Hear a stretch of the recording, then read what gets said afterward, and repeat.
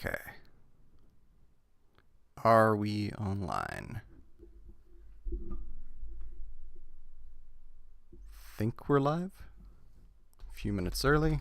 Gonna let people start filtering in.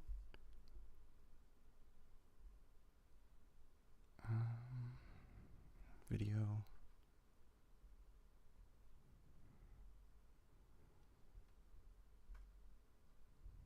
Okay. Are you winning? Yes. No, I don't know yet. Let me see.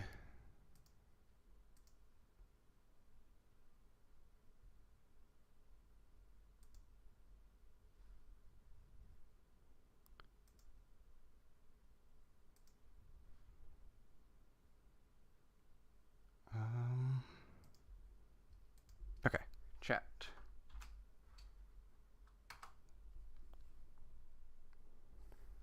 Make sure the link works. Go to site.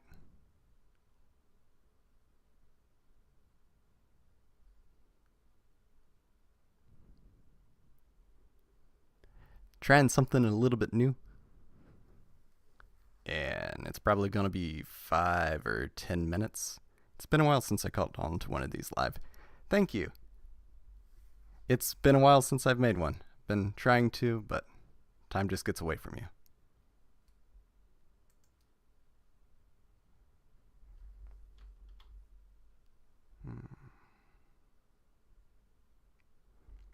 Trying right now to see if we can get a live poll on the tier maker.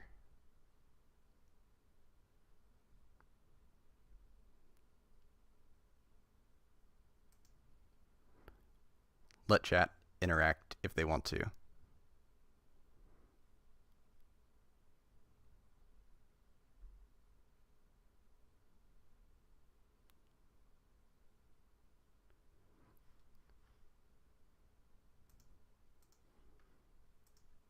It's a little experimental this time, so.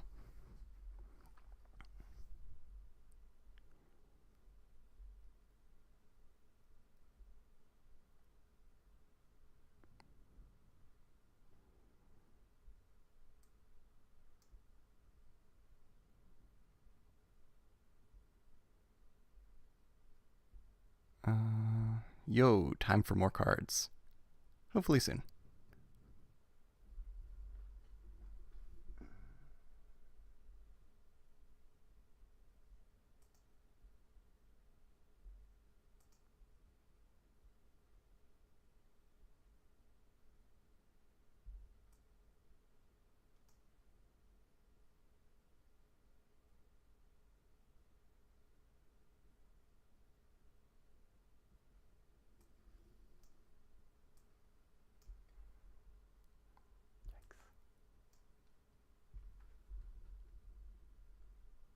Okay. Is the link working? Because if not, we're just gonna pivot away from it.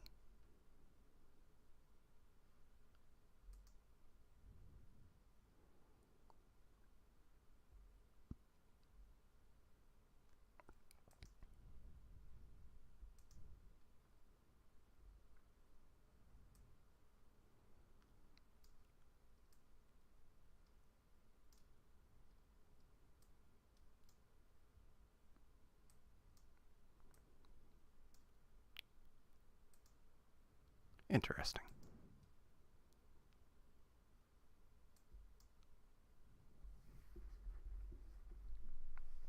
Okay, I think I got it on my end.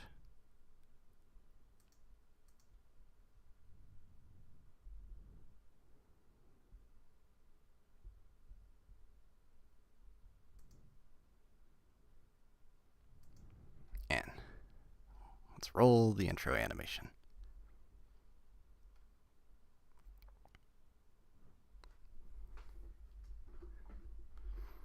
It's going to be a few minutes till we get started proper. So.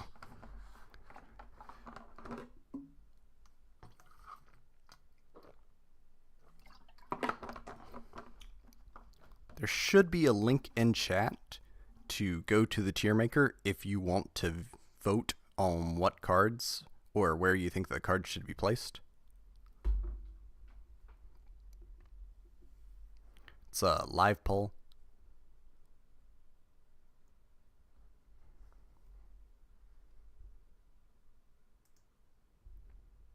So,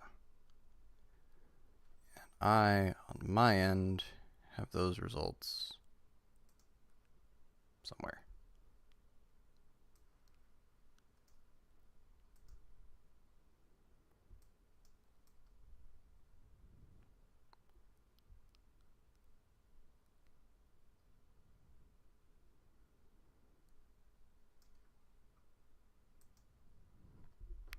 Interesting. People are putting the Zoa in the design mistake category. Very interesting.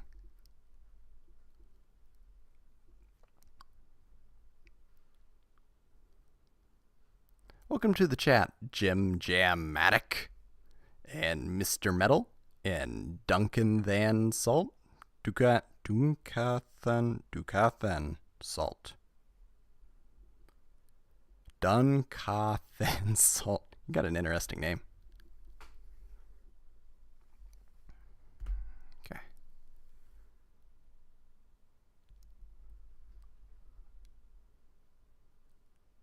Going to adjust windows.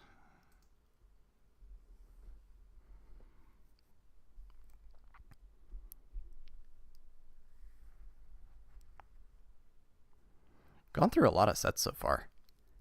Today we're going to be covering 3 different video game sets, and then all of Dark Crisis. It's like Jonathan, but with a dunk. Dunkathan Salt. Thank you. I appreciate that.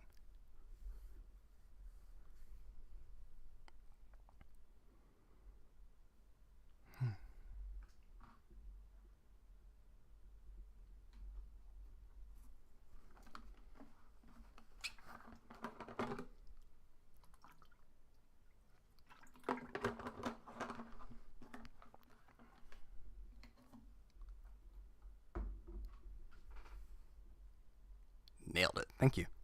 A live stream? Spicy. Hey, Matt is Mage. Matt is a Mage. Welcome. It's been entirely too long, but I'm glad to finally get some time to be able to do it. Because talking about old cards, especially reviewing older cards and just getting to recall some of the ones that I grew up with, this is by far my favorite thing to do on the channel. I really enjoy it and just haven't had the time till I made the time. Hopefully gonna have some regularity, but no promises yet. At the end of the stream there's going to be some announcements and updates and maybe a sneak peek on future content? I don't know yet. I got something prepared, but we'll see when we get there.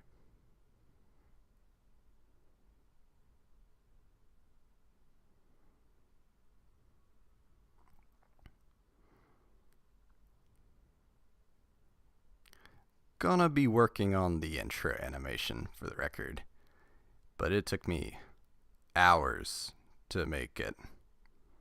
To make just the sand dunes because they're procedurally generated and nodes in Blender, and it's just something that's going to take some time to get used to.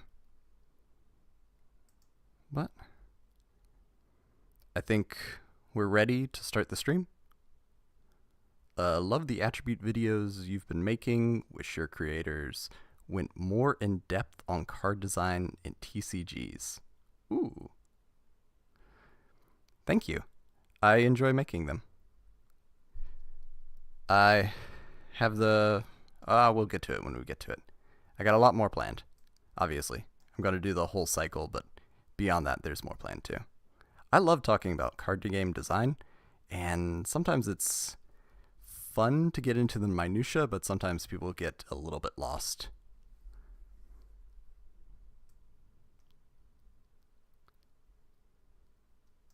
Okay. Are we ready?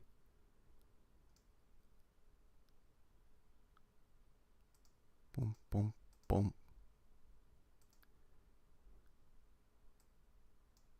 Cursor. There's definitely some rust because it's been a while since I've done this.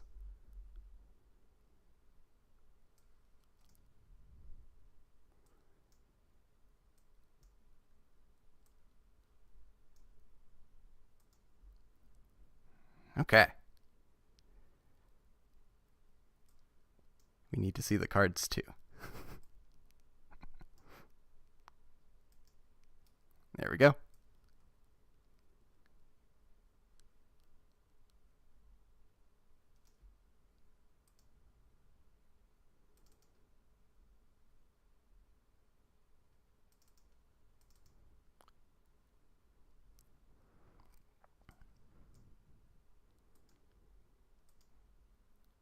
Okay. I think we're good now.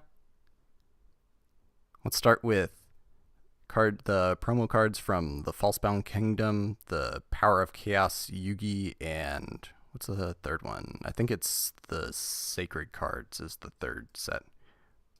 Yeah, we're lumping 3 different small sets together. They all came out right before Dark Crisis. So, let's start off with Zoa. Dark Attribute, level 7, Fiend. A monster whose full potential can be achieved when outfitted with Metalmorph. 2600 attack, 1900 defense. Should probably pull up Metalmorph for that.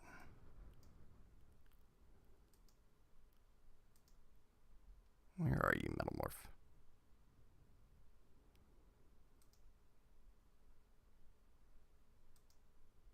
Not that one. There we go. And here's Metalmorph for reference.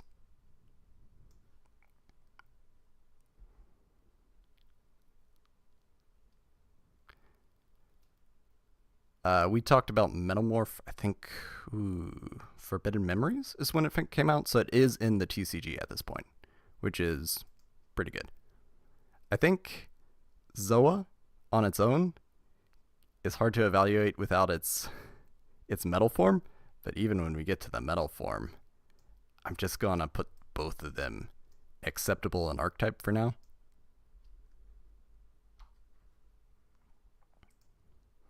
Next up is Metal Zoa. Dark Attribute, level 8 this time. Machine, effect, cannot be normal summoned or set. Must first be special summoned from your deck by tributing Zoa, equipped with Metalmorph. I like...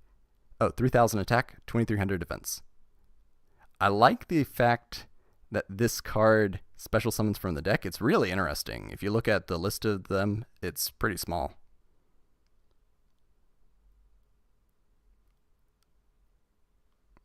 But I think unless you're building around, you're not running these cards, especially not with Metalmorph. You got to get the Zoa out onto the field, and then you got to get the Metal Zoa, and it's just a lot of work for not much payoff. You go -1, and then you're just left with a real strong monster that doesn't even have the protection that Metalmorph usually gives. So, next up, we have Goblin Fan, and I want to point out something very important.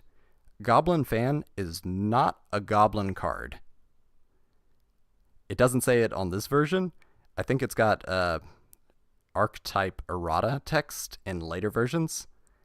This is not a goblin card. There is a goblin archetype that's, being around in the OCG right now. So, what does it do? When a level 2 or lower monster is flip summoned, destroy it. Its effects do not activate at that time. I think this card is pretty much filler. I can see the usefulness of it, that you want to stop your Magician of Faith, you want to stop Apprentice Magician, you want to stop a lot of different cards that will activate their effects. when flip summoned or just flipped face up. And this is just too narrow of a floodgate.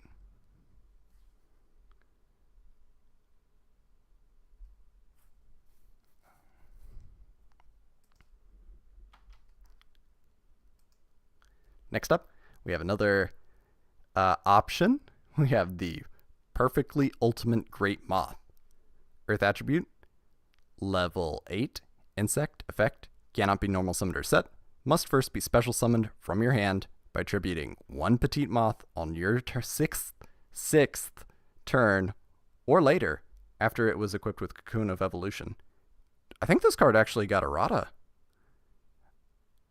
From memory, it needed exactly the 6th turn. Huh.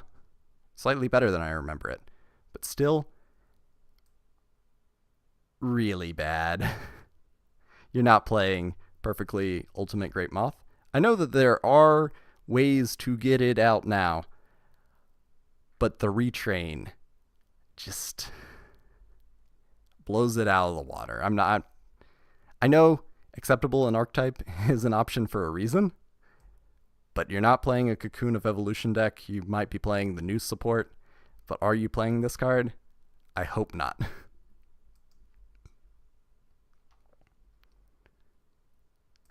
Next up, we have Ryoku, or Ryoko, if you're me and you're 8.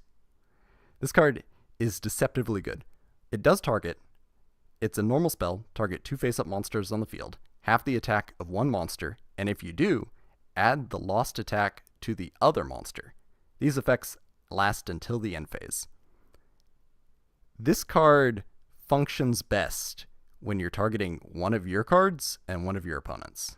It might not be immediately obvious. This might be, a power drain. Borrow strength from one of your companions. That's not the best use of the card. This card was actually pretty good on release. Might even edge into meta at one point. I know I've seen it in deck lists, but I'm not sure if I'd put it all the way to meta at one point. This is a combat trick that you see coming pretty far in advance.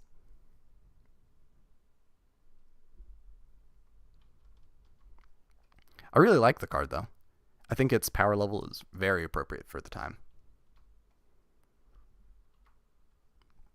Next up, we have Negate Attack. And I always thought that this was a 5Ds card, but no, we're still in 2003. We're like in the middle of the DM era, and we already have Negate Attack. What does it do? Counter Trap. When your opponent's monster declares an attack, target the attacking monster, negate the attack, then end the battle phase. This card has like one decent use case, and it's to stall.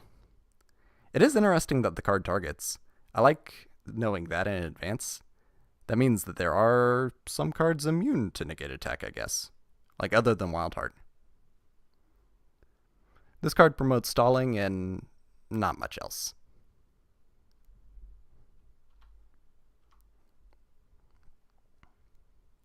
Next up, we have Windstorm of Etaqua. And Pojo really liked this card in their unofficial guide for 2006, I want to say. Normal Trap. Effect. Change the battle positions of all face-up monsters your opponent controls. It is asymmetric, but it is mandatory. And I'm going to put it good on release. I know I've seen it in side decks as tech, but it's still just rotating battle positions. Do you really want to burn a card for that? Maybe. Situationally useful, but I wouldn't use it. Next up, AntiSpell Fragrance. This card is a little bit game-breaking, but it's not its fault. So, continuous trap. Both players must set spell cards before activating them, and cannot activate them until their next turn after setting them.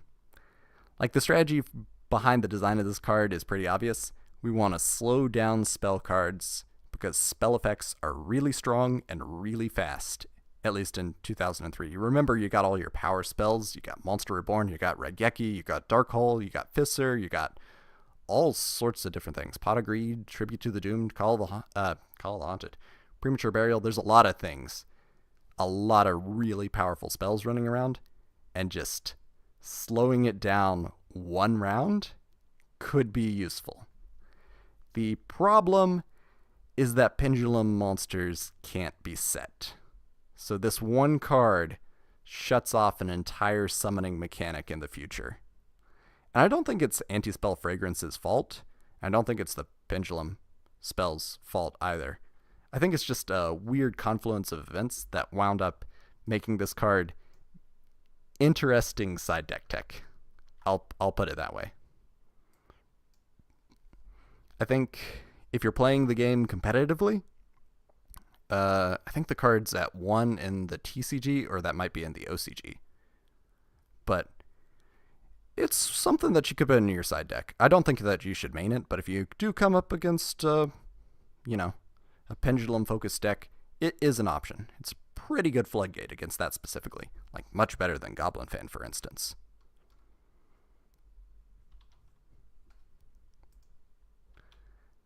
Last card in this little set is Thousand Knives.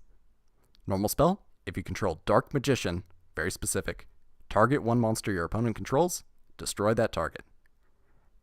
This effect is really strong for this time period. This is 1-for-1 monster removal. There's a lot less immunity to targeting running around right now, so that's not really a problem. This card has had competitive success because a lot of the newer Dark Magician support will reference not only Dark Magician, but cards that reference Dark Magician in their card text. So this card becomes a little bit searchable, a little bit splashable. It's still targeting destruction removal, but it's very efficient. It's 1-for-1. This is a better Fissure, a better Tribute to the Doomed, you could say, but only in Dark Magician focused decks. I'm going to go ahead and put it in meta just because Dark Magician decks were running a copy when they were meta.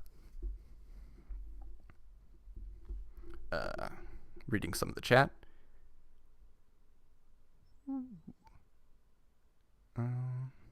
I wonder if he's even looking at the chat. Yes. I'm just slow. Random Gate Guardian Retrain. What a classic. Counter timing on negate attack. I agree. It is very fast. I guess it's faster than Wabaku, or what are your other good options for functionally ending the battle phase? I guess it's better than Swift Scarecrow. Or Battle Fader, since it's faster.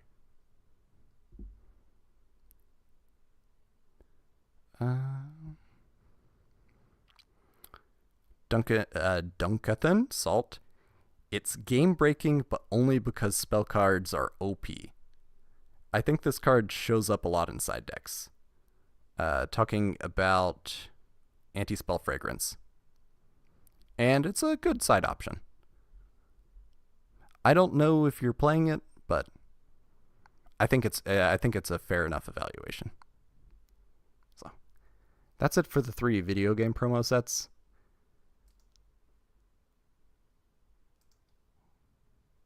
Let's go ahead and pull up Dark Crisis.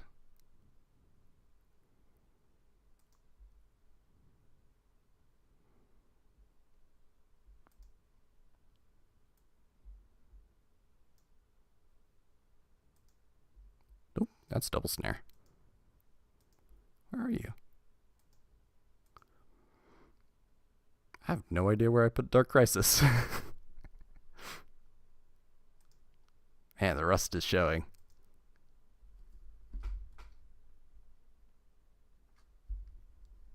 But let's go ahead. Create the live event. I don't know why it defaults to 1 hour. I don't like that. Because I had it set for 1 day.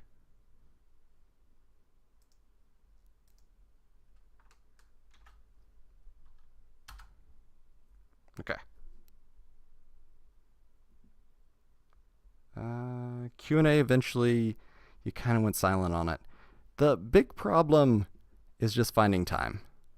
Like, people asked 40 total questions, which is a lot of questions. Some of it was redundant. 7 people asked specifically when the streams were returning, and I was hoping to make a small event out of the streams returning in the Q&A with a teaser saying, oh, they're coming back tomorrow, but it was just tricky to get. The project just kept ballooning. So, Dark Crisis. We need...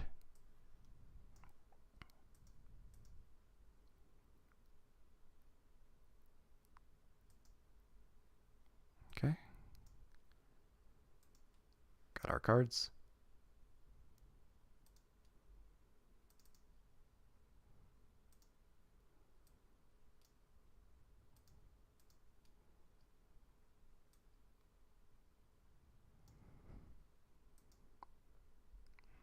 Okay. Would an OCG pack ranking be a tad redundant? Also love these streams. Thank you, Bossa Nova. I actually have a plan for some of the OCG sets, but it's far in the future. I think I want to do something different when we talk about the OCG. I think what I want to do is highlight which cards we actually didn't get till much later, talk about the individual design of the sets, because the OCG sets are way more coherent.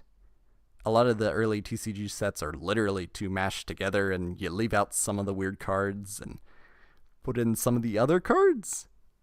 So I think it's something that I want to get into, but, you know, later. It's going to be different. We're going to try to get through most of the TCG before we even start thinking about the OCG. Thank you for explaining. I understand. Take your time, bro. I appreciate you still doing Yu-Gi-Oh! All this time. Thank you. It's been 5 years, actually, on YouTube. I started December of 2018. So,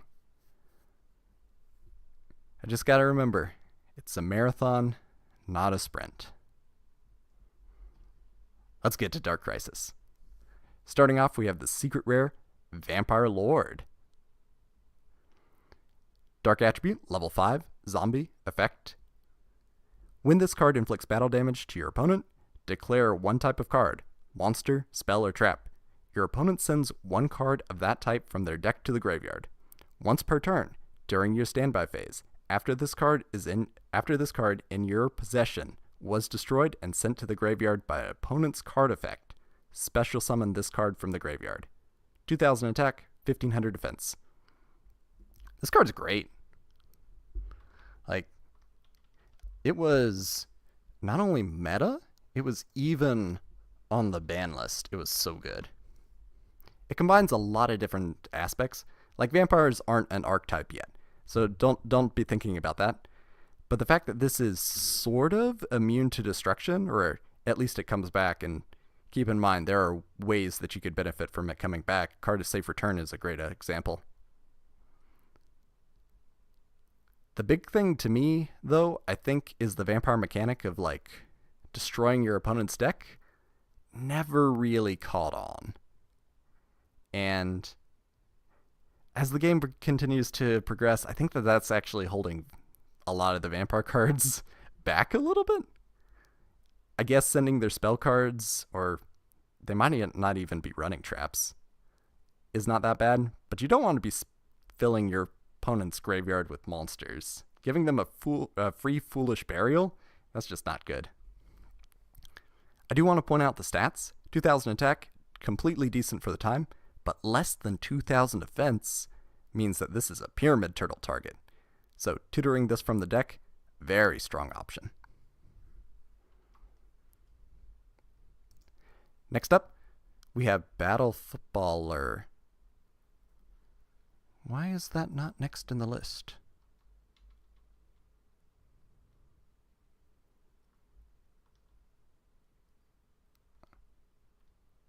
Why didn't Battle Footballer load in? It did. It's way down here for some reason. What? Am I confused?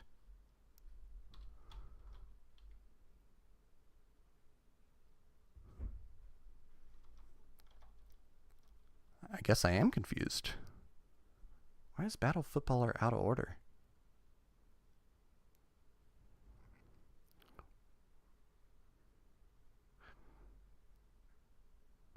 Level 4, Machine, Fire Attribute, a cyborg with high defense power, 2100 defense to be exact.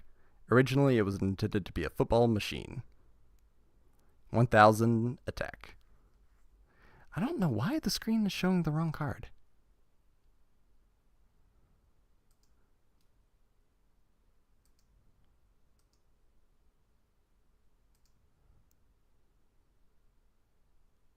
Why is the screen showing the wrong card?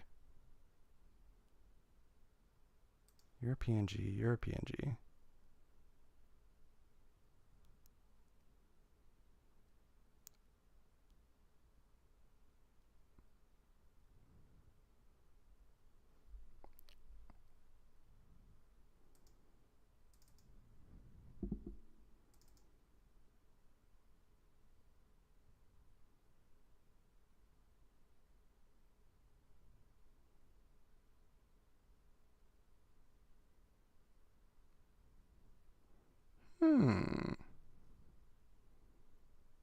I have no idea why. Not only does the screen show it, different order on the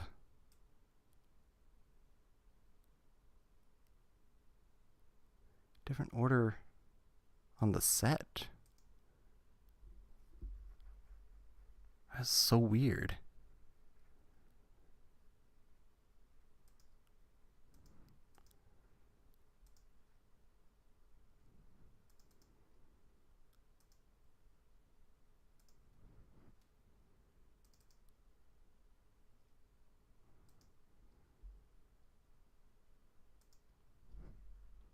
Did that fix it? That didn't fix it. Weird.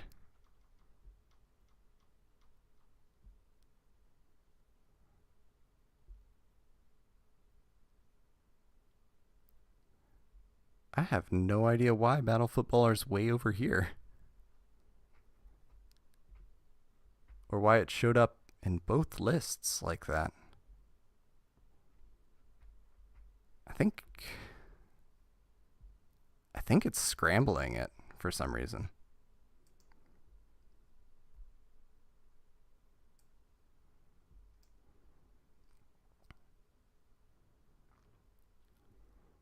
I'm going to go ahead and put Battle Footballer in probably filler outclassed.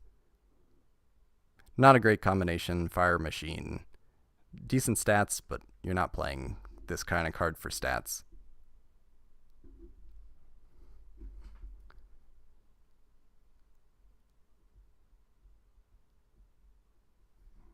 I want to know why it's not going through them in order, though.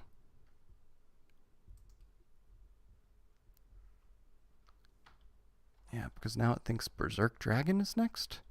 It's weird.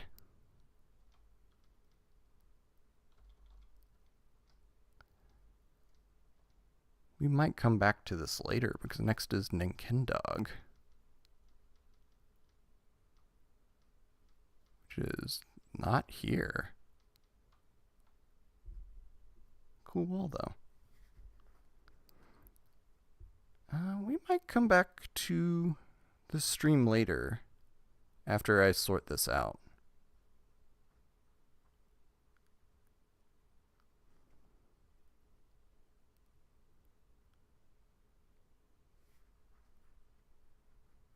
So this is just going to cause more confusion.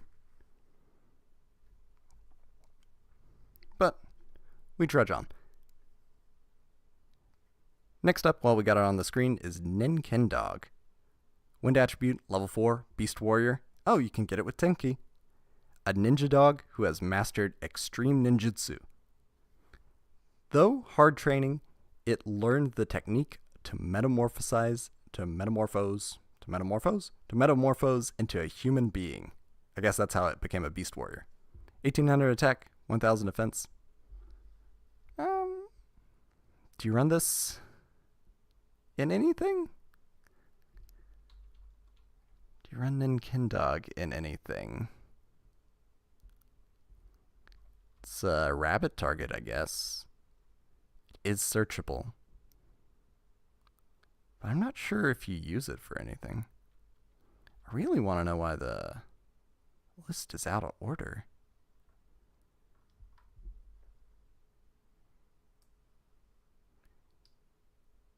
Mageki nonsense.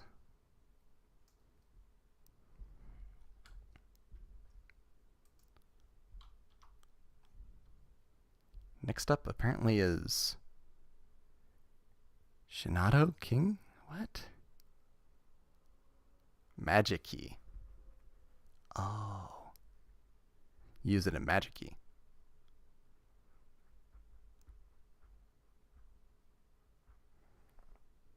I have got to figure out why these are out of order.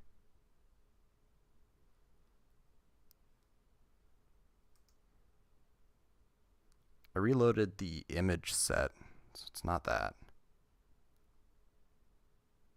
It should be in numerical order. I figured it out, maybe?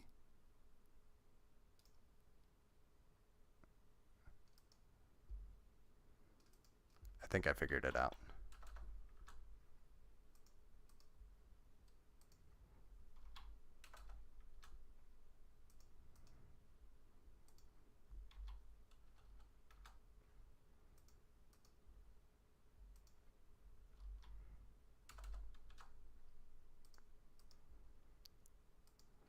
Don't we love first stream back being scuffed?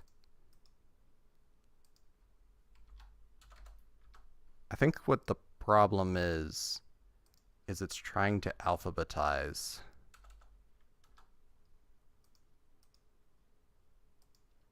numbers in a way that I don't like.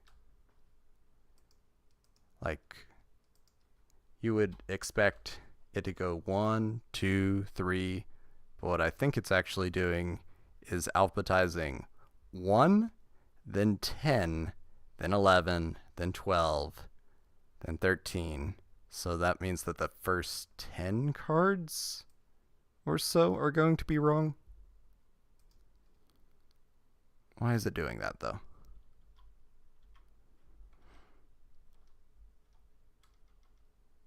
So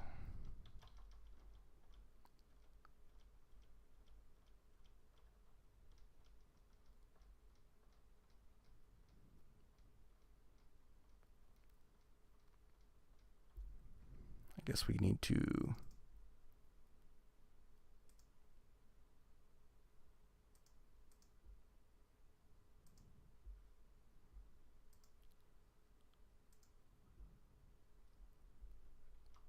there we go. Battle Footballer, Ninkindog. That seems to be the problem.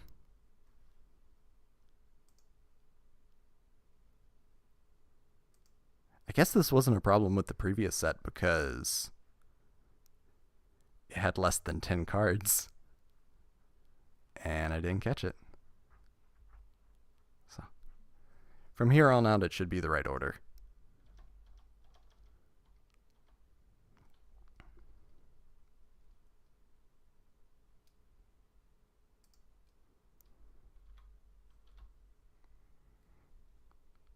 Okay. Alphanumeric set code, yeah. Unfortunately, that is the correct way to alphabetize text with numbers in it. I know. Being able to handle numerics like that would require substantially more sophisticated code. I agree. And the solution for that is just go 0, 0, 1, 0, 0, 2, 0, 0, 3. I'm wondering if this is gonna pull out be a problem. Yeah, Archfiend's Roar is also going to be a problem.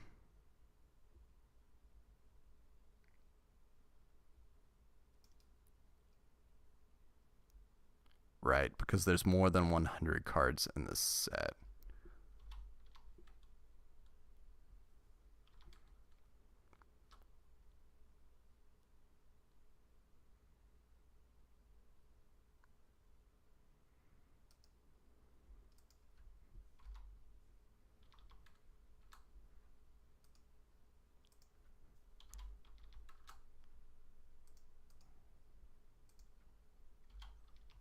Making rookie mistakes because I have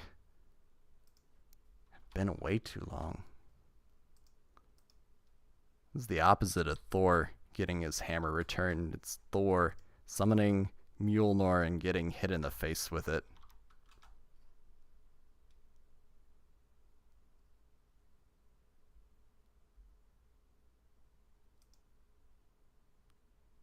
Okay. I think we're good now. This also explains why Archfiend's Roar through dice reroll are where they're not supposed to be.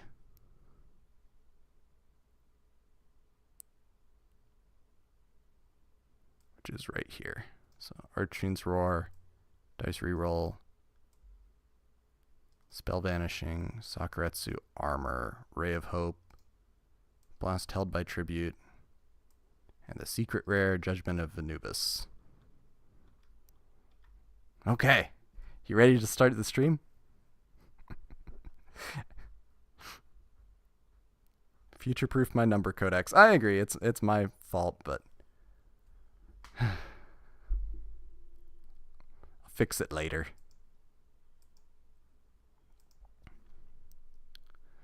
We're back on track. Sorta. Except now Acrobat Monkey's in the wrong place. Where are you?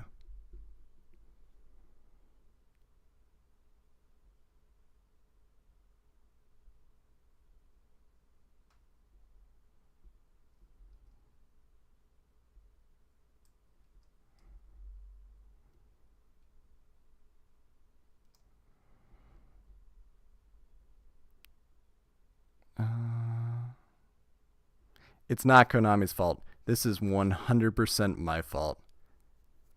The way I used to do it was different. And I just forgot.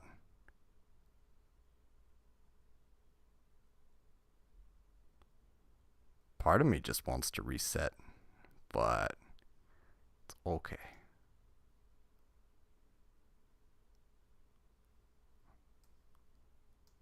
Arsenal Summoner, Guardian Elma, Seal, Grawl, Bayou. Where are you, Guardian Bayou?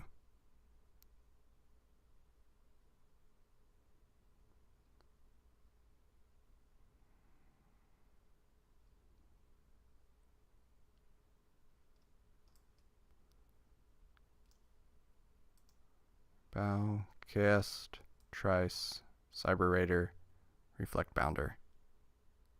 We're missing his Acrobat Monkey somewhere.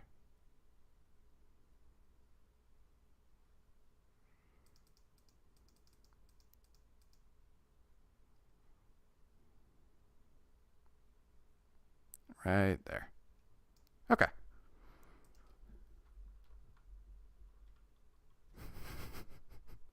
We can do it live. I know. I'm glad this is a relatively small showing. We're ironing out the kinks. I'm just gonna say Scuffed stream. Or maybe I'll be able to cut it properly. I don't know.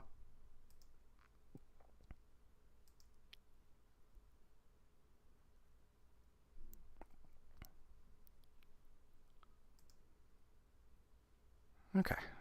Acrobat Monkey, correct place. So, we have Acrobat Monkey, Earth Attribute, level 3, Machine. an autonomous monkey type robot, which has developed with cutting-edge technology. It moves very acrobatically. And we got a comment, didn't know Acrobat Monkey was a gamer. Because it's not only using a controller, it's controlling itself with the controller. That's plugging a power strip into a power strip kind of paradox you got there. 1000 attack, 1800 defense. That's actually a pretty decent amount of defense. I don't know if this is worth considering today, but Rescue Hedgehog gives me a second thought about it. I know the card's not out yet, but getting an Earth attribute level 3 machine and then an effect version of that makes me totally rethink all the level 3 or lower normal monsters.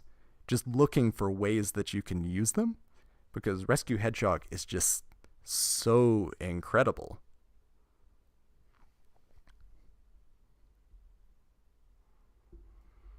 I think Gimmick is where it belongs more than anything. Putting it any higher than that is going to make me not feel quite right. Used in GX once with great animation on Gamer Rage. Acrobat Monkey was also used in Tristan was in Acrobat Monkey in the Virtual World arc too. What's Rescue Hedgehog? Rescue Hedgehog is OCG only, but it's in the Rescue family, so you banish it from the field, and then you get to special summon a level 3 or lower normal monster, and then a level 3 or lower effect monster with the same attribute, level, and type. So it just creates all sorts of nutty combos. Like, you can get your Flare Resonator, and you can get Dekuro Yaiba together, and that means that you got a 1-card Horse Prince, so you can go Horse Prince into Lone Fire Blossom, into Lone Fire Blossom, into Lone Fire Blossom, into Darling Cobra, and you can just make combos from it. I really like Rescue Hedgehog. I really like all the rescue animals, but this one, I might be overhyping. I want to make a whole video on it, but finding the time is hard. Anyway, level 3 or lower normal monsters might have a second life just because of that. And keep in mind, Rescue Rabbit can be used with level 3 or 2 or 1 monsters. Everyone goes for 2 level 4s because that's the most value. You're going to get better XCs or better synchro plays with the higher levels, but you don't have to. Yeah, the monster effect is negated, but that doesn't stop it from being a tuner. There's a lot of different graveyard effects. I think it's really interesting. I think Rescue Hedgehog is really interesting because it's a combination of make a level 6 synchro or a rank 2 or a level 4 synchro or a level 2 synchro, plus it can get some plays going by starting to fill your graveyard. It is just really fun card. Hi, Mark Zune. So Acrobat Monkey plus Drill Synchron. Drill Synchron's Earth attribute, I think. This is not writing the script for a future video stream. Let's keep moving. Next up, we have Arsenal Summoner. And this card is a design problem. It is level 4, Wind Attribute, Spellcaster, Effect, Flip Effect. I guess it hasn't had an errata. Flip.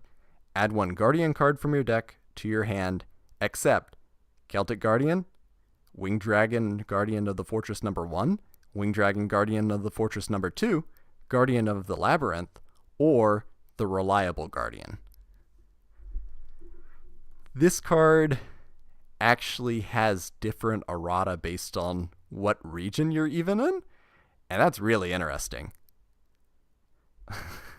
Just because there are a lot of different Guardian cards, and any card that's not listed on this text actually does work with it. So like Guardian Sphinx. What's another good Guardian card?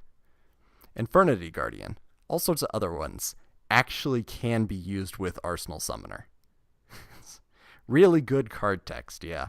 I'm not going to put it in the design mistake category. I don't think it's that bad, but it's got a lot of archetype exclusion errata, which is really funny. Actual effect, though. 1600 attack, 1600 defense. Nice even stat line. The actual effect, though, this is, card advantage. Flip, get to search. For the time, this is pretty good, and I'm going to say it's at least good on release, but it might have some applications in the metagame. The 2003 metagame, a little bit hard to track down. I got a full list of names Arsenal Summoner can't get, lol. This card can search Guardian of the Golden Land to get to the Eldritch Engine. Yes, it can. There's a ton of cards that'll come out later. I think that this card is almost design limiting, but I think they also know about it. I love the artwork too. It took me a real long time to realize what's going on. So you got him holding up the Guardian Dagger Elma, and then the Guardian Elma is behind him. I never noticed this. Like, I had this card for 20 years, and I've never noticed what the artwork was doing.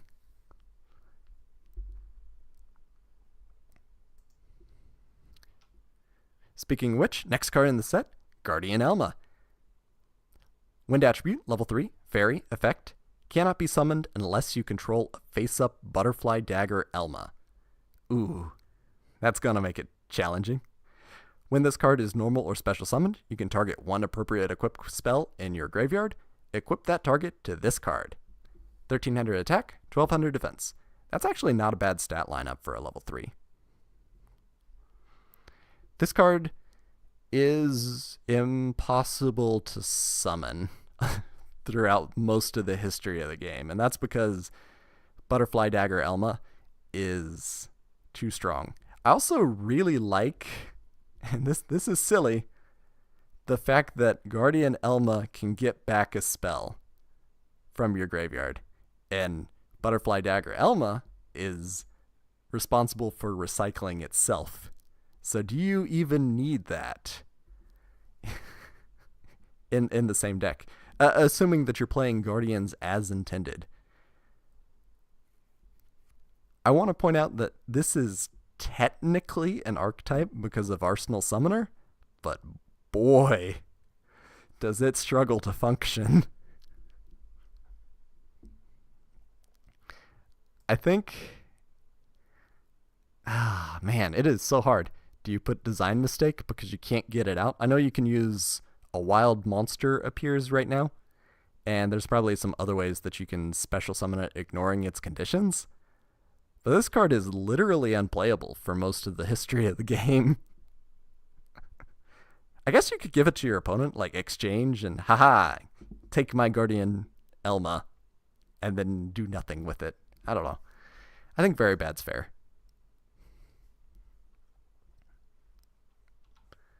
I'll accept acceptable and archetype, I guess? But, I don't know. Next up, Guardian Seal. Fire attribute, level 4, pyro, effect. Cannot be summoned unless you control a face-up shooting starbow seal. You can send one equipped spell card you control that is equipped to this card to the graveyard to target one monster your opponent controls. Destroy that target. 1700 attack, 1400 defense. Also a pretty good stat line. This effect is not bad. The problem is you need to be running the appropriate equip card, and then you need to line them up. But, this is removal. It is targeting, it is destruction.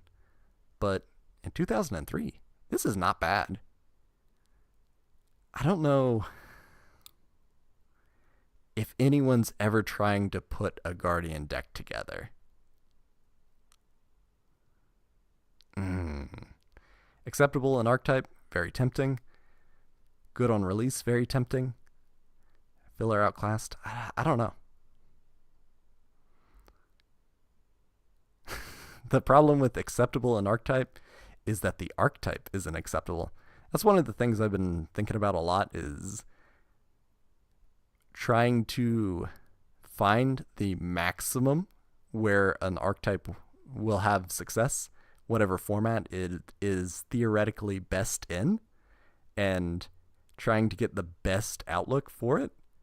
But I think I'm just going to put it here.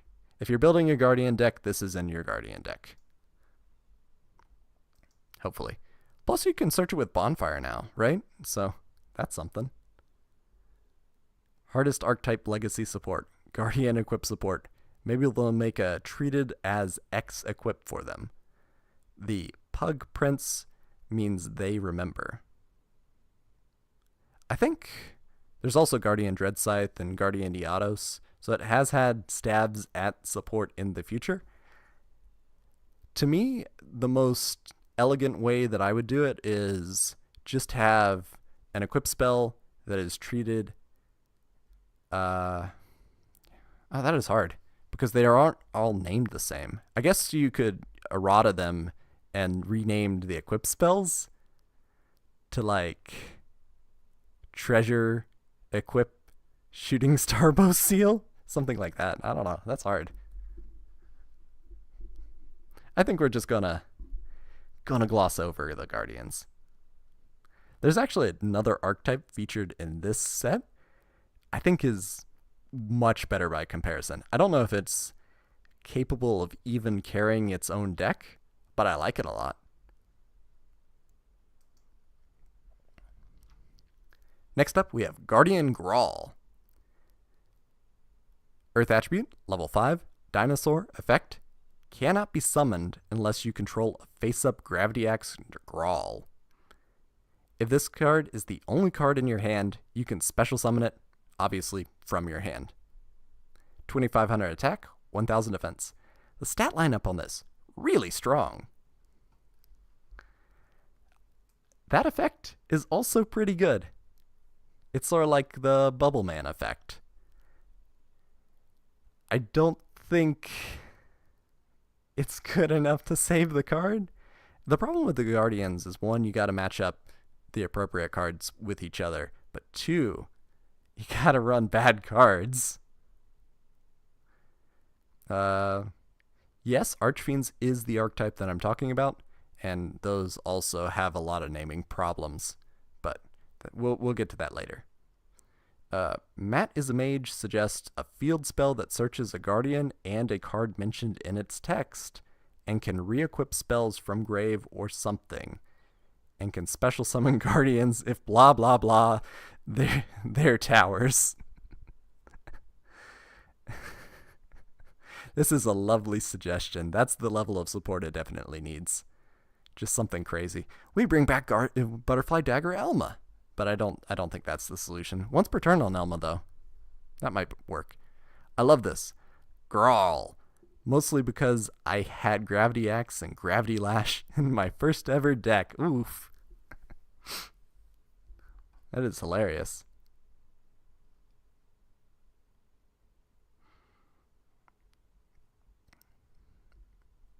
I think acceptable in archetypes probably the right call, though. I like the card. I think the design is great. This is same attack as the Summon Skull, or I guess the Dark Magician, the ultimate wizard in terms of attack and defense. So the card's really strong. I think the stat lineup on Guardians is a little underrated.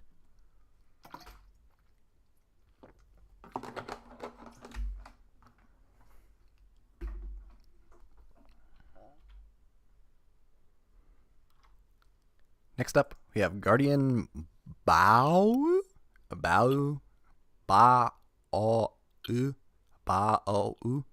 That's hard. That is a triphthong, right? Like 3 vowel songs next together. Dark Attribute, level 4. Fiend effect, cannot be summoned unless you control a face-up Wicked Breaking Flamebird Bow. When this card destroys an opponent's monster by battle and sends it to the graveyard, it gains 1000 attack. Negate the effects of monsters destroyed by battle with this card. 800 attack, 400 defense. I guess this is the... that effect is actually pretty good. There's a lot of different battle floaters running around, but it only starts with 800 attack. I know it can theoretically go up, but you gotta get the first one.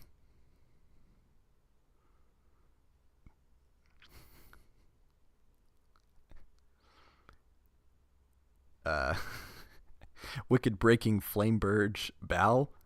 Good name. JoJo reference. Oh, it's one of those negate effects.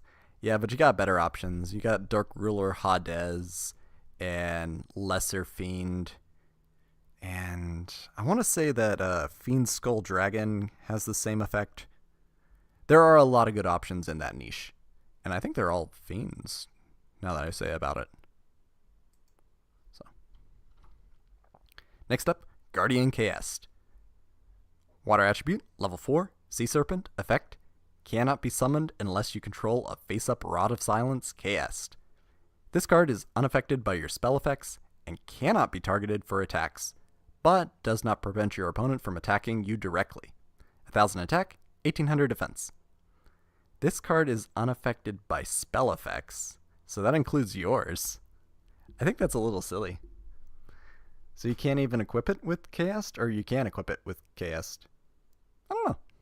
A little interesting. I think Elma can come back as if you have the resources to search and loot Elma, which also has spell counter card. You probably already won the game. I think Elma is great, and when we get to there, I'm just going to say once per turn. Just give it a hard once per turn.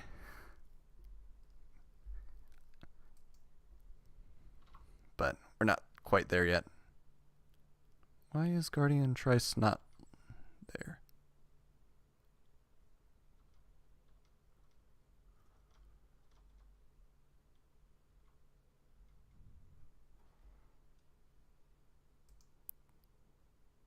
Did the stream die?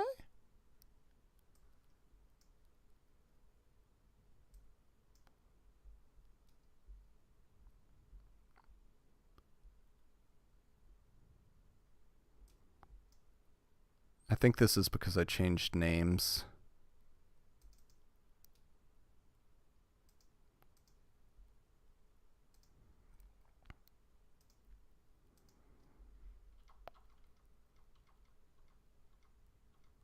There we go. Yeah, it's because I changed names and then it was referencing a location and didn't understand. More computer science.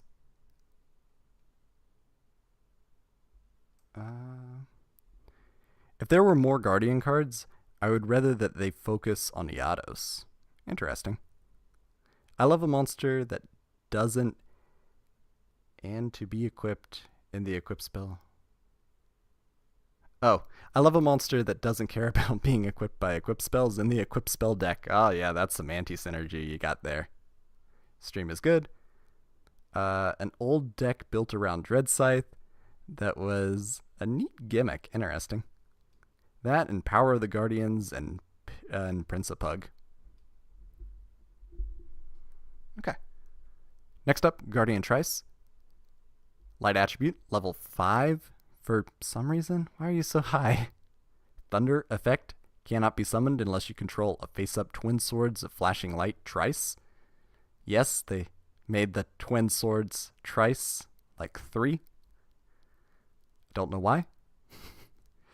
When this card is destroyed and sent to the graveyard, special summon the monster from the graveyard that was used for its tribute summon.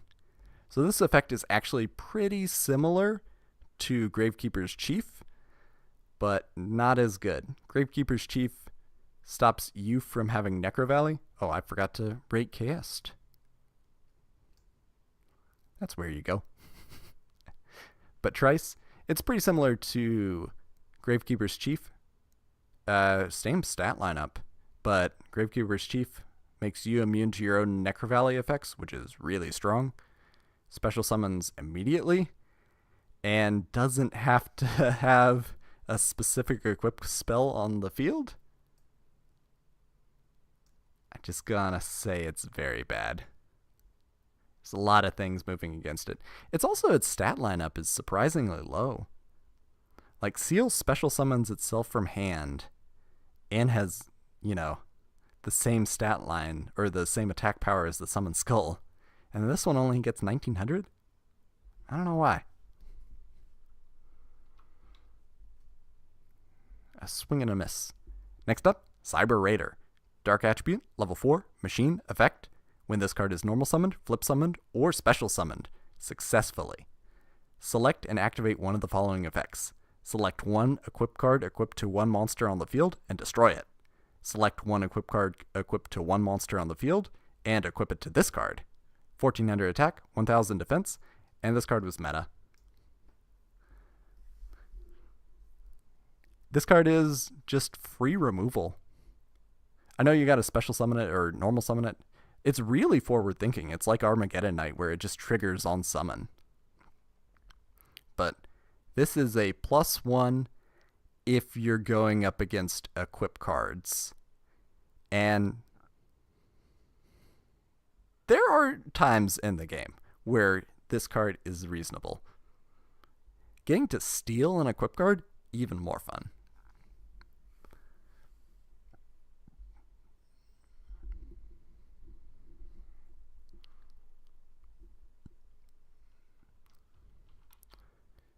Next up, another meta pick. We have Reflect Bounder.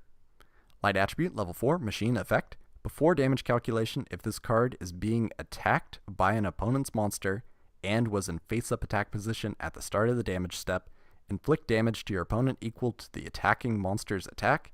If you do, after damage calculation, destroy this card. 1700 attack, 1000 defense. This card is sort of Magic Cylinder before Magic Cylinder is out. If that makes sense. Like, it doesn't negate the attack. Well, it sort of negates the attack.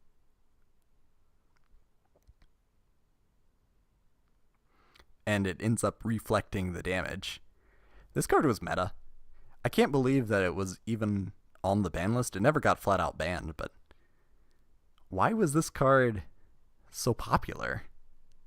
Like, there's a lot of better options in this set that I would run over Reflect Bounder. I guess the 1700 stat lineup and that effect, that is a pretty substantial amount of burn damage for the time. Even if it does end up, dying in the process. Next up, Little Wingguard. Wind Attribute, level 4, Warrior, Effect. Once per turn, during your end phase, you can change the battle position of this card. 1400 attack, 1800 defense. The strategy with this card is you summon it, you poke them for 1400, or you destroy a weak monster on the field, and then you switch it into defense mode. There is a little bit of utility with that. Like, you could tutor this out with Reinforcement of the Army and then poke. I like it in the Warrior Toolbox.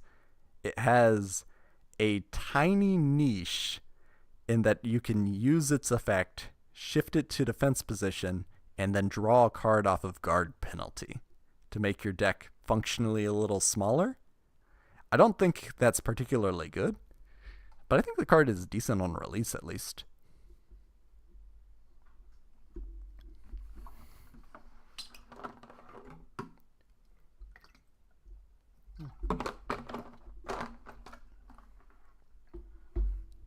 Comment from Chizu. I think it's just old deck building propping up Reflect Bounder that you don't see it in more modern takes on older formats. And I think that's very fair.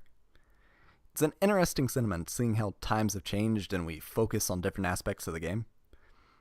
That the meta might not have fully developed at the time, and I love old formats for that because there's always more room for experimentation. Comment from Matt as a Mage. Anti-meta Plunder Patrol tech. Definitely. Next up, Des Feral Imp.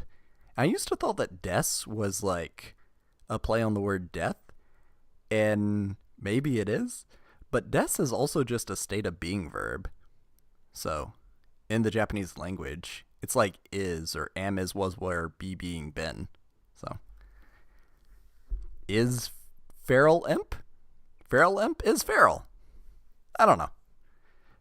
I feel like there's a pun that's missed in translation for me. Dark attribute, level 4, reptile, effect, flip. Target one card in your graveyard, shuffle that target into the deck. 1600 attack, 1800 defense. This is a recycle effect, but it's not card advantage. I know it's virtual card advantage, but especially during the next set, Invasion of Chaos, you want your cards in the graveyard. Oh, I made a mistake. As the Mage pointed out that Magic Cylinder is already in the game 9 months before we had Reflect Bounder, so I have no clue why people were playing it.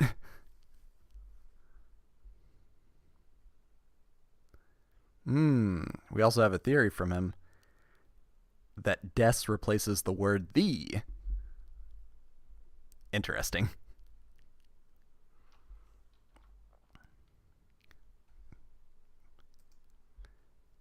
Next up, Different Dimension Dragon. And DD is another weird archetype because sometimes they're DD, sometimes they're different dimension, sometimes they spell it out, and then you get DDD and DDD, and it gets messy. Light attribute, level 5, Dragon. Effect. This card cannot be destroyed by the effect of a spell or trap that does not target it. This card cannot be destroyed by battle with a monster that has 1900 attack or less. That is very interesting. I guess the strategy with this card is boost its 1200 attack up to 1900? With, I don't know, Malevolent Nuzzler or something? Or maybe you boost its defense. It's 1500 defense. I like this card. I think it's a little bit interesting. I wish it weren't level 5 though. Theoretically, I guess you could get it out with your Masked Dragon or your Shining Angel, and then be immune to like Torrential Tribute or Raigeki, or use Dark Hole because it's protected from mass destruction effects. So that's cool, at least. Immune to Lightning Vortex. I don't know, this card is... I can see the idea behind it, but I don't think it's particularly good. It's not well executed.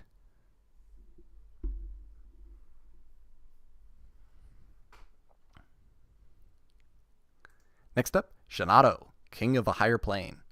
Light attribute, level 1, 2, 3, 4, 5, 6, 7, 8. Fairy, ritual, effect. This card can only be ritual summoned with the ritual spell card Shinado's Arc. That might have been changed. I know a lot of rituals have had updates to their text. I'm not sure if this is one of them. You must also offer monsters whose total level stars equal 8 or more as a tribute from the field or your hand.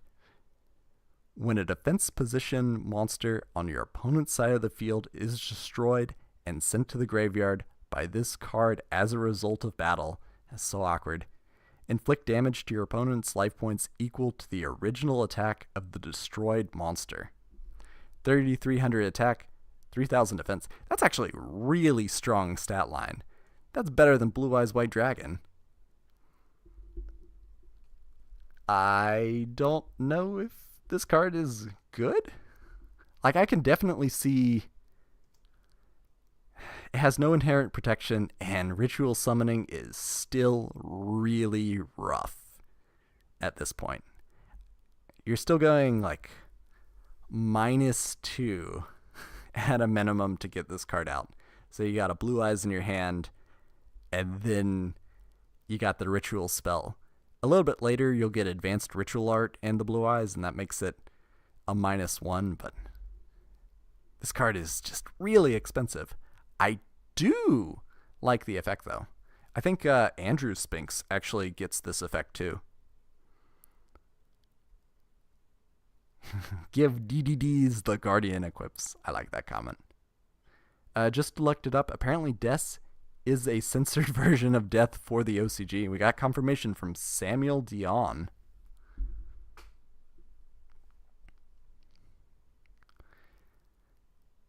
I think I'm just going to keep it in good on release. It's got a lot of good things going for it, and I like Shinado, King of a Higher Plane.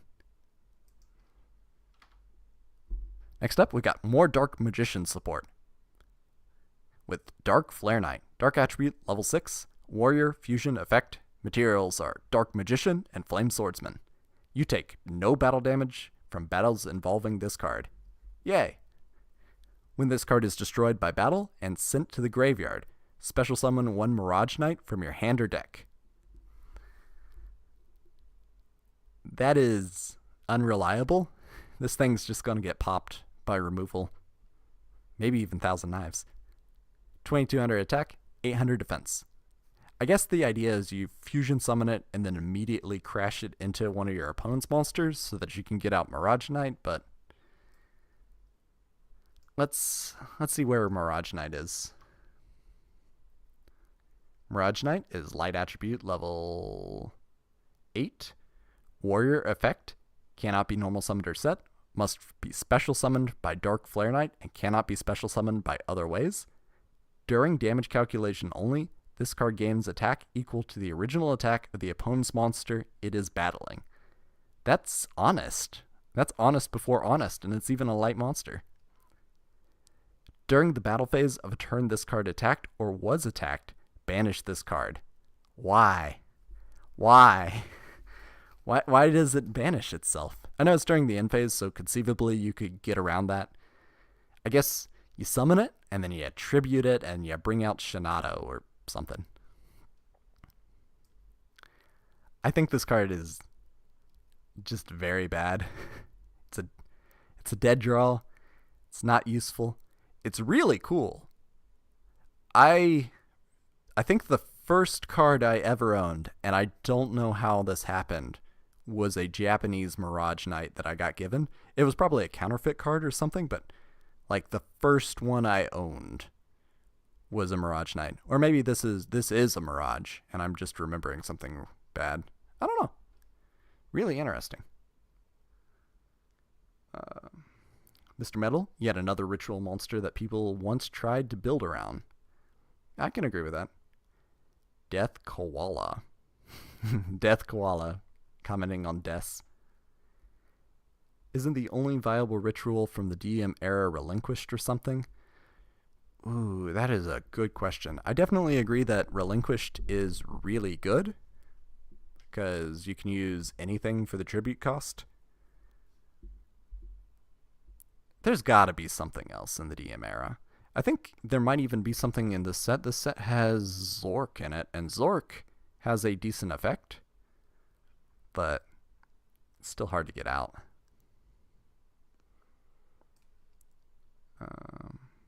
Mirage Knight does indeed look really cool. Does that put it out of very bad and into bad?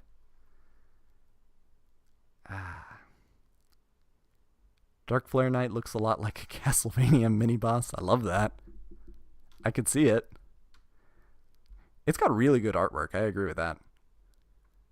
Mirage Knight just felt cool. It is cool.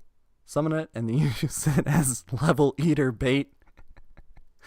And you're just going to keep linking. You're just going to keep eating its levels. It's got 8 stars and we're going to use... I think level eater can eat up to 5 of them? That might not be right. I think level eater requires level 5 or higher. What level is Dark Flare Knight? It's level 6. Yeah. So you actually can't get Dark Flare Knight out with instant fusion. And it's an effect monster, so you can't get it out with ready fusion either. It does give you more options, though, because it is an extra deck monster, and there are a lot of different cards.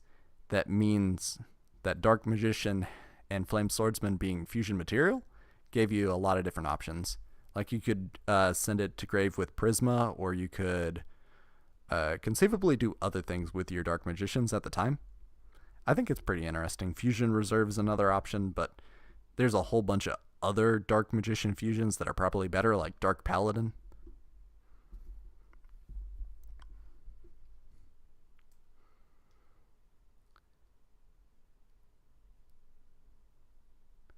But you can use the Eye of Terminus on it. Eye of Timaeus. I can't read. That's the whole point of the stream, is I can't read. Next up, Berserk Dragon. Dark Attribute, level 8, Zombie Effect. Cannot be normal summoned or set. Must be special summoned with a deal with Dark Ruler. And cannot be special summoned in other ways. This card can attack all monsters your opponent controls once each. During each of your end phases, this card loses 500 attack, 3,500 attack starting out, and 0 defense. I think we're going to have to justify this placement a little bit later in the list when we actually get to deal with Dark Ruler. But I like this card a lot more than I should. I don't know if you're necessarily considering it today, but I think we're going to keep it in gimmick for now, and then a little bit later we might readjust it. We don't really care about its attack points. I mean, that is really strong for some reason. Like, really, really strong and pretty useful. But that summoning condition is just so unique.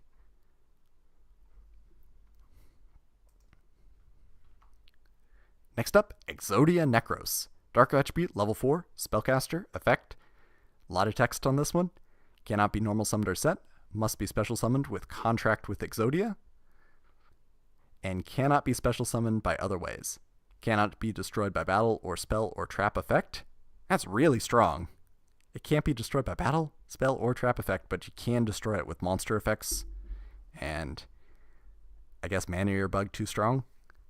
Once per turn, during your standby phase, this card gains 500 attack. Destroy this card unless all 5 of these cards are in your graveyard. And it's the 5 pieces of Exodia. Exodia, the Forbidden One. Right arm of the Forbidden One. Left arm of the Forbidden One. Right leg of the Forbidden One. And left leg of the Forbidden One.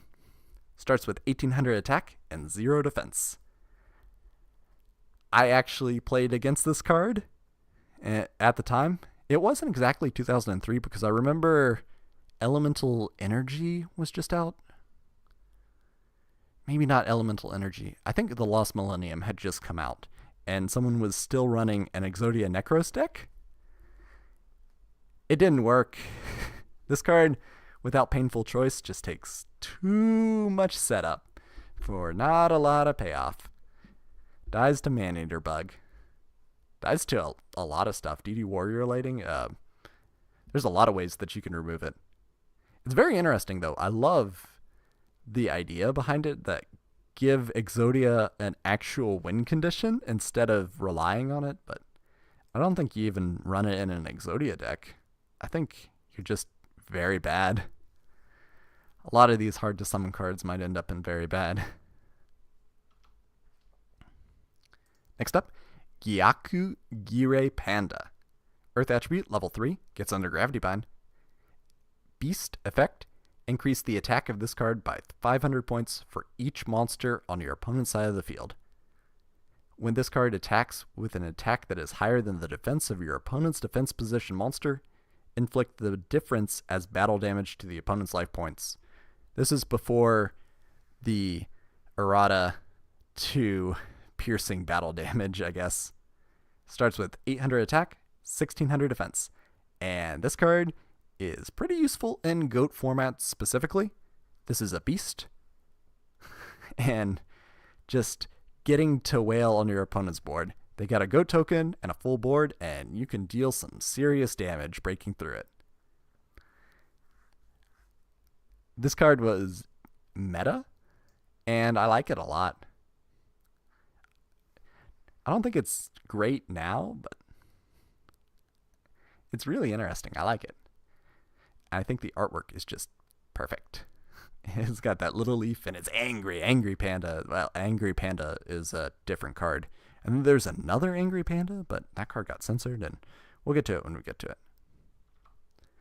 Next up, Blindly Loyal Goblin. Earth attribute, level 4.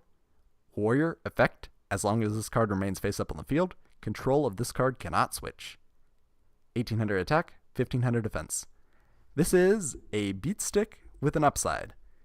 In Magic, there's a term bear with an upside, where you get a 2 mana 2/2 that has a positive effect, and this has a marginally positive effect. Do you run this in your warrior toolbox? Probably not. I mean, there's some really good monster stealing cards coming out. You got Brain Control, Change of Heart, and a special one that's in this set. But is that enough of an upside? And I think the card's just filler. Is it better than Ninken Dog? It's possibly better than Ninken Dog. I think the card has depreciated. Just an 1800 attack warrior might be better now as a normal monster, but times are changing. I can't think of a good gimmick. Switcheroo, maybe? But you're not playing that. Next up, Despair from the Dark. Dark attribute, level 8, zombie effect. When this card is sent from your hand or deck to the graveyard by your opponent's card effect, special summon this card. This card is better than I remember. 2800 attack, 3000 defense. That is ridiculously high. This card's really strong because of Call of the Mummy. Because this is just a zombie that you can special summon from hand, and then you got a really strong tempo play. I like how this card is a good disruption tool, sort of. Like, I guess if your opponent is playing Vampire Lord, then you could conceivably ditch this card and then get some board presence to capitalize off of it, but I don't know if you're running this. Even though when Vampire Lord was a meta card, I'm not sure if you're running this. So it's either really good on release, niche play in a metagame at some point, and I'm not sure where. There's a lot of different ways that you could do it. Like, you play against Dark Worlds, and this card can go off. You play against mill decks, and it can go off, but, you know, you might be better off playing Maneki Neko King against a lot of mill decks.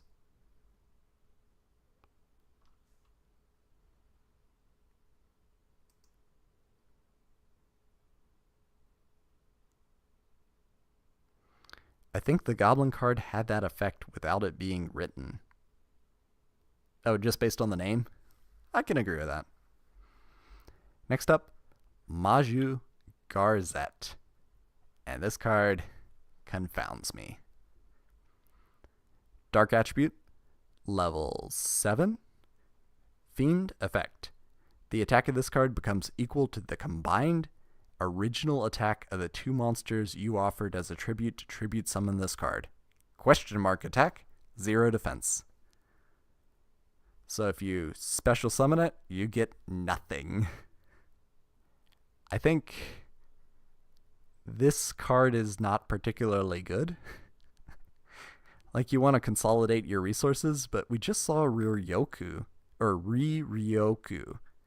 in the previous set, and that card is better and a spell card.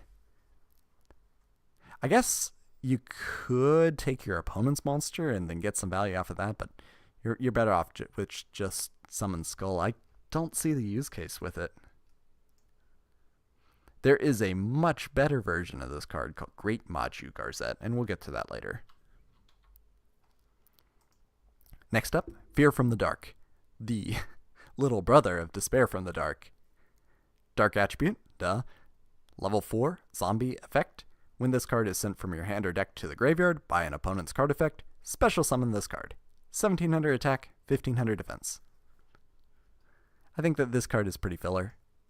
I think the fact that Despair from the Dark exists as a much better payoff for the same condition and doesn't have much of a downside when you're running Call of the Mummy anyway makes Fear from the Dark less useful. I can understand it getting, or Despair from the Dark getting stuck in your hand and being a dead card, and at least getting to normal summon a 1700 attack zombie beatstick is not that bad, but I think the upside is just not high enough. Smooch 2 monsters' attacks together. Meh.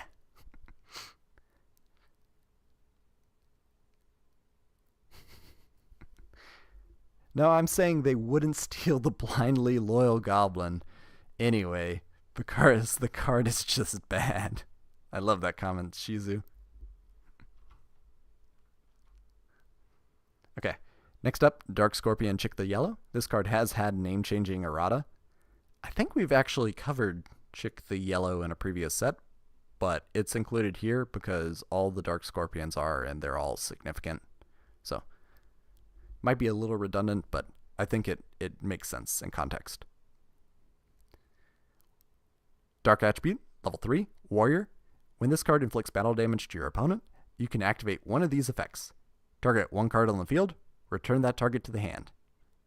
Look at the top card of the deck and return it to the top or bottom of their deck. 1000 attack, 1000 defense.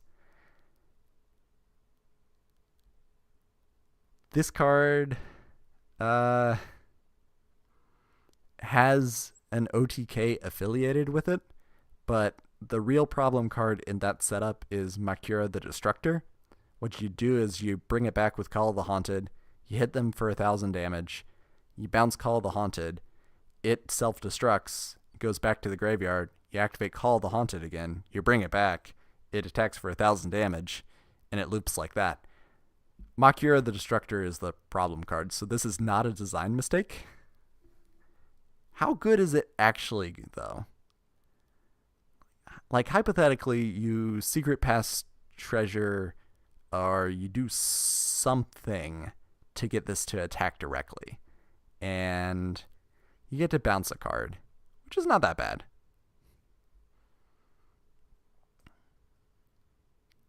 I think... Do you run Chick the Yellow in a warrior toolbox? And the answer is maybe. Comment from Chizu, Fear from the Dark, Saw play in zombies and goat format. Ooh. Very interesting. Chick the Loop Magnet. He is a chick magnet.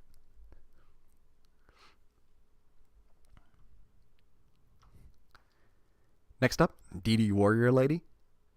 Light Attribute, level 4, Warrior Effect. After damage calculation, when this card battles an opponent's monster, you can banish that monster. Also, banish this card. 1500 attack, 1600 defense. So, you can actually use this as a floater. You can float into it with, I think Warrior Lady of the Wasteland can float into it, or Shining Angel. This card is just premium removal. It's non-destruction, non-targeting, but it is battle-based removal. This card is not just meta, it was at 1 for a really long time. I don't think it's worth considering right now, but this is in your warrior toolbox. You might be running like Exiled Force, DD Warrior Lady, and a few other utility cards, but very strong effect. Dark Scorpions need a link or something. It'd be so easy to put them to put the full team on a card, or just a duo. They already put the full team on a card. It's called Dark Scorpion Burglars. But I think I know what you mean, like a link monster that consolidates them in a useful way. Because Dark Scorpions have exactly one thing going for them, and it's a pretty good swarm if all the stars in the universe align. But we'll get there when we get to their specialty support cards.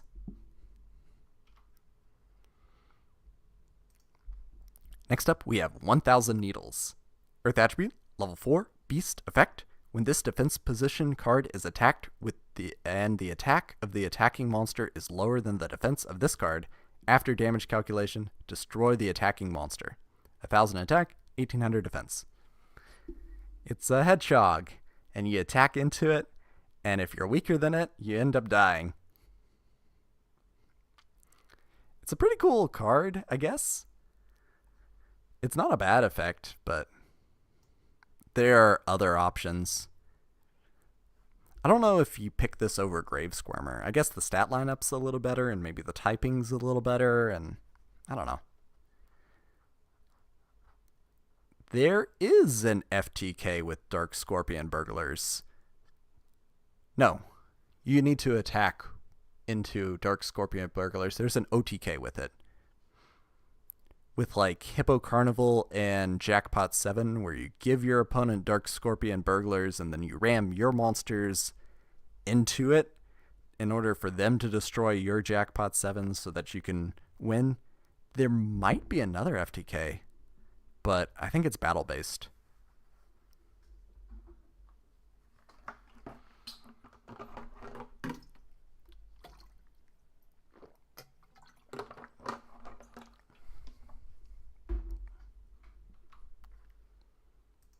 Next up, we have the ritual spell for Shinado, Shinado's Arc. This card is used to ritual summon Shinado, King of a Higher Plane. You must also tribute monsters whose total level equal 8 or more from the field or your hand. I actually think Shinado's a fairy, so there is a generic fairy ritual later, but I think we just put it next to Shinado. I think much, much later there's actually a generic light ritual too. Like Contract with the Abyss for light attribute. But we're just going to put them together.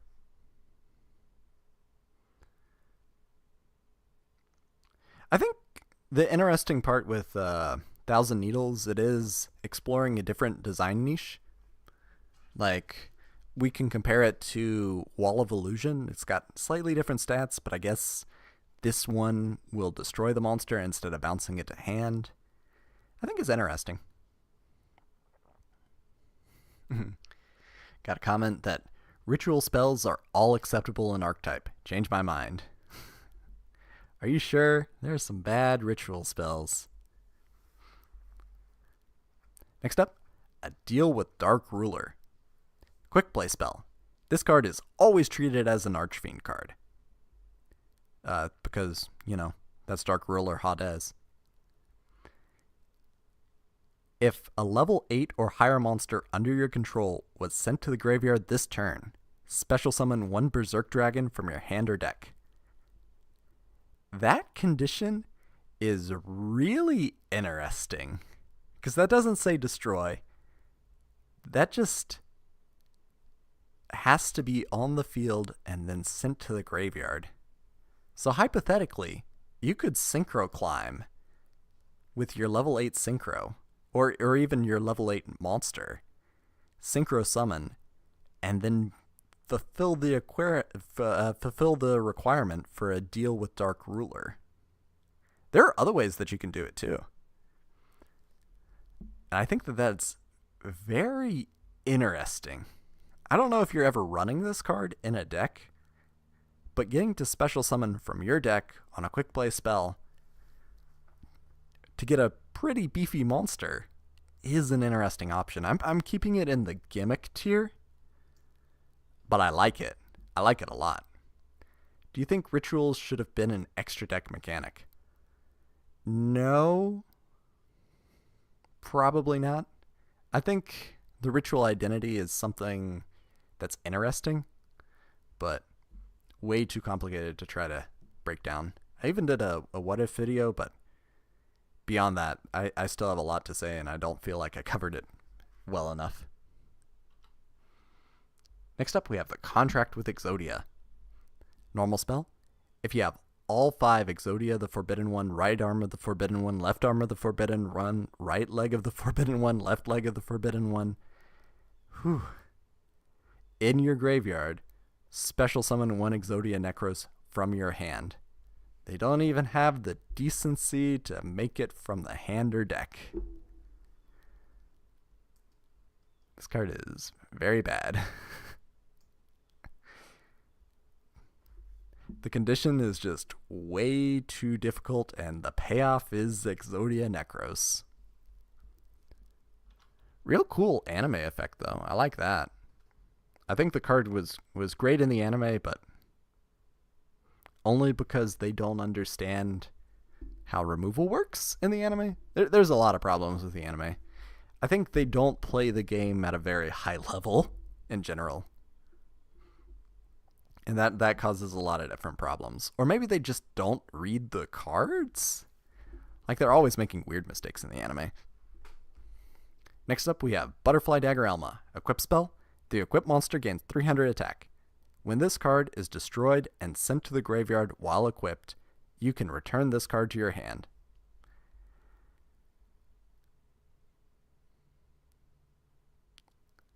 This card is not coming off the ban list because of loops. If you don't know, you equip Gearfried with it, and Gearfried causes it to self-destruct, and then it returns to hand, and then you can just accumulate a whole bunch of spell counters. Once per turn, could have done it. I always hated how they were so cautious with card design back then. Interesting. Because they also did Butterfly Dagger Elma. I think they're very inconsistent with what they think is decent card design. I think this is still a game that's being created but not necessarily fine-tuned. I think the way that cards are released now generally is a lot different. That there's a lot more oversight. Deal with the Dark Ruler in Hieratic, Seal of the Sun. Interesting. Isn't Kaiba the only character who runs a playset in the anime? Oh yeah, he has 3 Blue Eyes White Dragon, but that's because it's required for Blue Eyes Ultimate. That might also be like an economic issue, where Kaiba has all the money so that he can buy all the cards. I guess Pegasus might play play sets of his favorite tunes, maybe? I don't know. I hope Pegasus is playing more than one copy of Toon World. But anime discussion another day. I think everyone understands Elma being a design mistake. Why not Gearfried? Who cares? What even are you using to loop Elma after Gearfried is banned? That is a good question. I think there are some legitimate uses that you could use. Like, you could pop it with Draconic Diagram, or there are a whole bunch of Scrap Dragon. There are a whole bunch of cards that could make decent use of Butterfly Dagger Elma, since it is a generic equip card and can come back to hand. But I don't know about that. Without Gearfried, is there another card that's going to cause Elma to be continuously destroyed, I guess is the question. I don't know. I guess there's another question of, is there counterplay to that now? And I guess there is. Will Droll and Lockbird stop it? I guess they could gain infinite life points with spell absorption, so maybe there is possibly enough counterplay for Butterfly Dagger Elma to come off the ban list, but we'll think about it. A couple comments about running playsets. That one guy runs 3 Moki Moki and GX. Yep. For human wave tactics, I know exactly who you're talking about. Again, Moki Moki, requirements for the Moki Moki King fusion. And Jaden runs a playset of Hero Kids, which special summon more Hero Kids, so you need a playset since they're self-referential. I'm trying to think, like, does Yusei run 3 copies of Junk Synchron? That's a good question. I hope he does.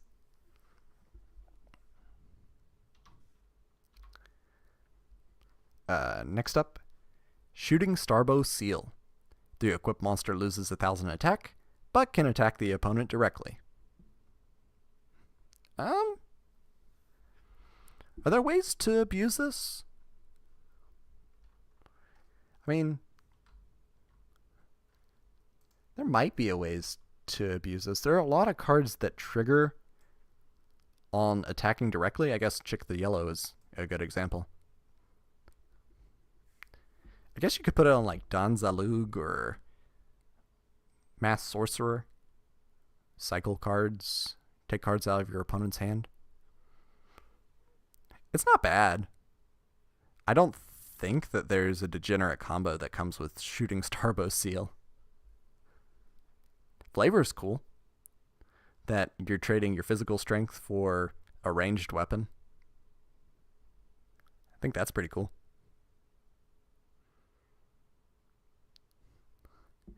I have no idea what the ruling is if you attack with a monster directly and it has 0 attack. There's an anime card called like Pride of the Week, I think, that works in that case. I think you use it on an Ojama and then it does something with the defense points. I don't know. If you have 0 attack and you attack directly, does it count as doing damage? That's a philosophical question. You're not running those together. Just saying. This is a question purely in the hypothetical, I hope. Next up, Gravity Axe Grawl. Equip spell. The equipped monster gains 500 attack. So, not bad. Monsters your opponent control cannot change their battle positions. I don't know if that second effect is useful. I mean, this card, it shuts down Morphtronics and it like messes with Karakuri and those spider cards with the Y, maybe? I don't know. This card's not great. I don't know if I put it in bad or just filler. I guess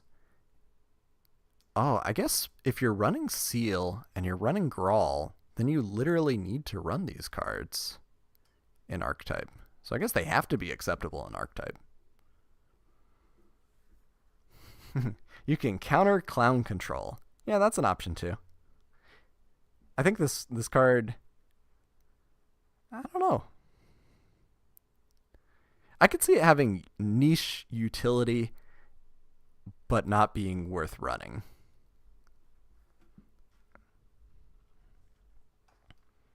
Next up, Wicked Breaking Flameberg Bow.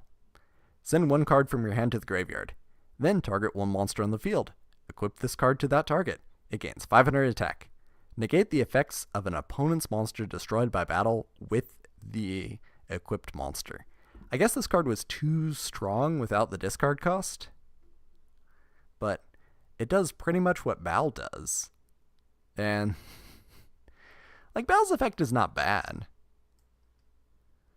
But I'm just going to put it in filler. Going -1 for your equip card. Equip cards are already really risky because if your opponent pops your monster or just destroys it, then you're going -1. Your opponent gets a free 2-for-1. So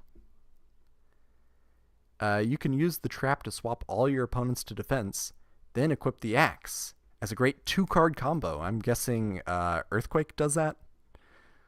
Force them all into defense mode and then they can't switch them back. I guess. I just don't think changing battle positions is a terribly good effect. Next up, Rod of Silence KS. The equipped monster gains 500 defense.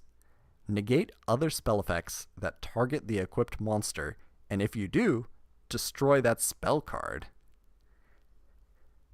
This is some pretty decent protection for the time. Immune to targeting spell effects. And you get 500 defense, which is whatever. I like how it actually destroys the spell card. Is this an equip card that's somewhat useful? I guess. I'm going to say good on release. I'm not sure if I've ever seen it in a deck list. But it sounds like something that someone would try. Protection's hard to come by right now.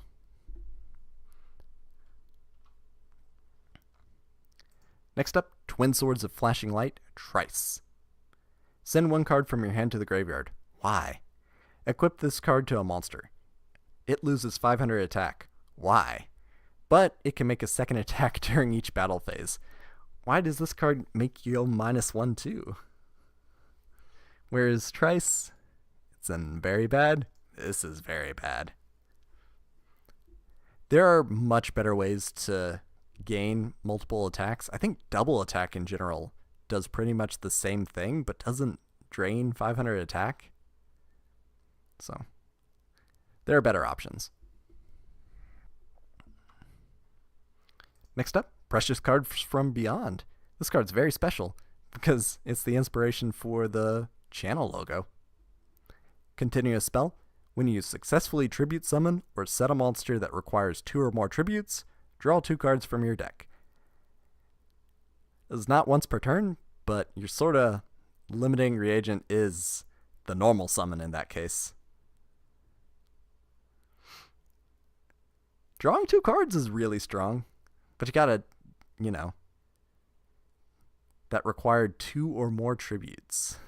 Ugh. I like it. I think it's good. I just think it's too awkward to try to use. I love equip spells that stop me from equipping more equips in the equip deck. Oh yeah, Guardians have some serious anti-synergy problems. This is what I mean when they were too cautious sometimes. I agree. They definitely overcorrected on Flameberg and Trice.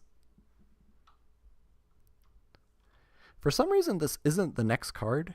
I think Rod of Mind's Eye would have made more sense with the other equip cards, but they stuck in Precious Cards for some reason. The designers must have been scared of the idea that people would try using Trice on cards like Blue Eyes. Oh yeah, reduce my Blue Eyes attack.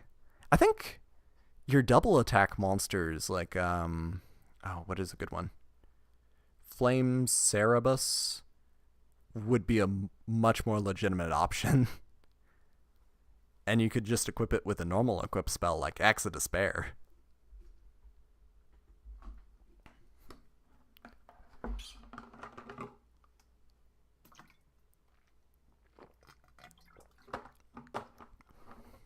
Next up, we have Rod of Mind's Eye.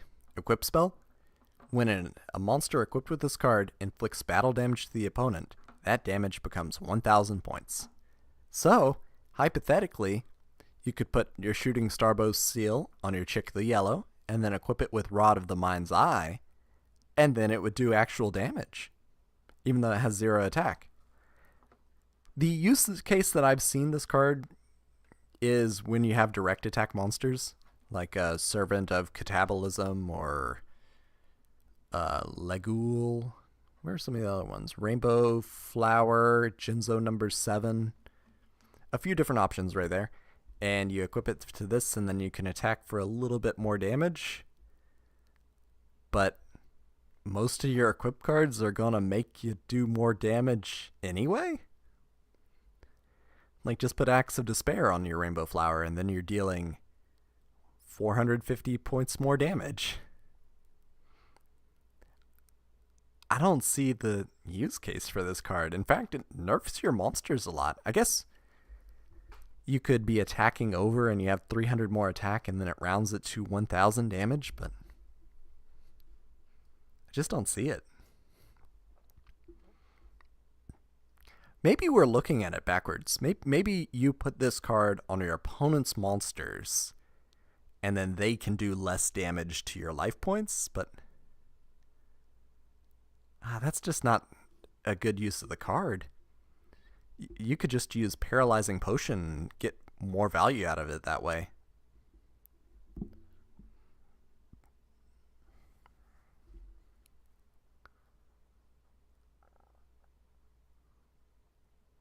Wait, Temple of the Mind's Eye is a retrain? Plot twist. So 0 attack monsters still don't do battle damage? That's so weird. Oh, you're right. It does say to your opponent. Oh, you're right. It doesn't even protect yourself. What is this card for? I just think this card is useless.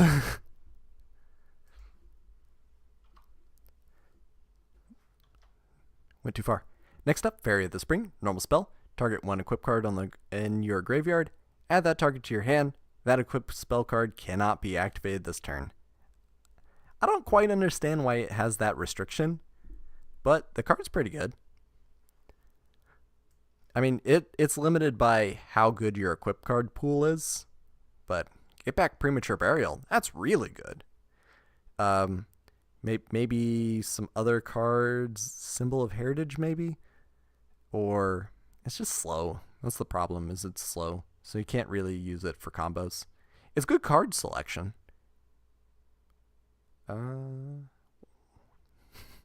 Why does the fairy have multiple copies of Bow? And I think it's because there's a fable that this is based on. That there's a fairy and woodsman, and the woodsman drops his axe into the water, and the fairy shows him an axe made of gold and asks, "Is this your axe?" And he says, "No." And then shows him an axe made of silver. "Is this your axe?" And he says, "No." And then finally his rusty axe comes out, and the fairy says, "Is this your axe?" And he says, "Yes." And then as a reward from him being honest, he gets all three of them. I think that's what this card is referencing. It might be a reference to the Lady in the Lake from Arthurian legend, but I'm not sure. I think this is decent card selection. Fairy of the Spring, one sword is Bow. What is the other sword? Also Bow, but in gold. Isn't that a JoJo stand? More JoJo references. No. The problem is that you have to run a lot of equips for this card to be good. Yeah, I agree with that. Do you have the critical mass of equips? And actually, do you run this card in your Noble Knight deck? You might actually run it in Noble Knights. I know it's still slow, but your value cards, maybe you do run it in Noble Knights. Does that make it worth considering today? Probably not, but we might bump it up a little bit.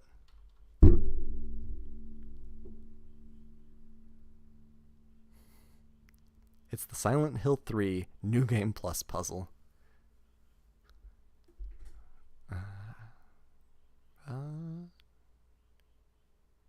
I might get that one. Next up, Token Thanksgiving. I love this card. Normal spell, destroy all tokens on the field, increase your life points by the number of tokens destroyed times 800 points. Very simple effect, mass destruction. Wow. But this card does have some pretty decent utility. Like in a token-heavy format like GOAT, you might be running this card. I know it's had some side deck tech over the years too. Like now we have Token Collector, and Token Collector is much better. But I think that Token Thanksgiving is still decent. Plus the artwork is great.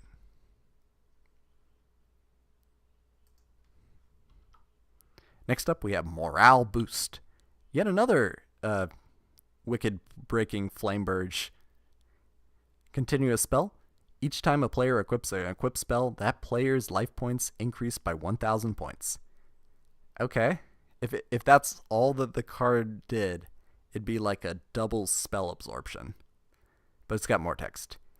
Each time an equipped spell is destroyed or removed from the field, inflict 1,000 points of damage to the controller of that equipped spell card. For some reason.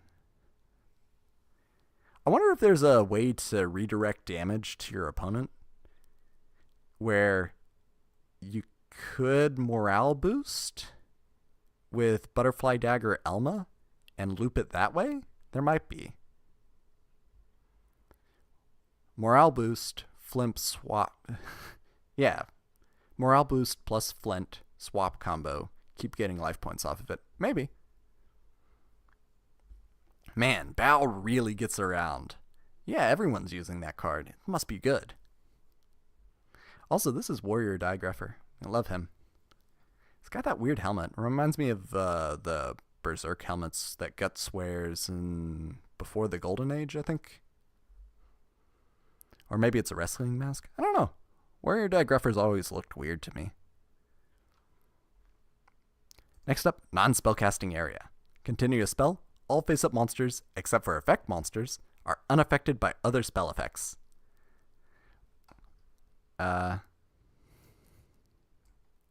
This card causes illegal game states because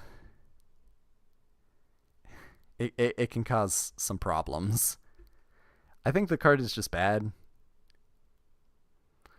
Like, theoretically, this is normal monster support, but you're not running normal monsters. Ooh, got some lore. Die gets corrupted by Bow, and I guess he turns into Dark Grepher or Dark Lucius level 4 as a result. There's a lot of Warrior Digrapher lore, but maybe this is the cause of his corruption. I guess this is directly after the Paths of Destiny, and he chooses the dark side and then gets a sword. I don't know. Pretty interesting. Back to non-spellcasting area. Pretty underwhelming. I don't think you're running this continuous spell to protect your monsters. I think you're better off running My Body as a Shield to protect your monsters.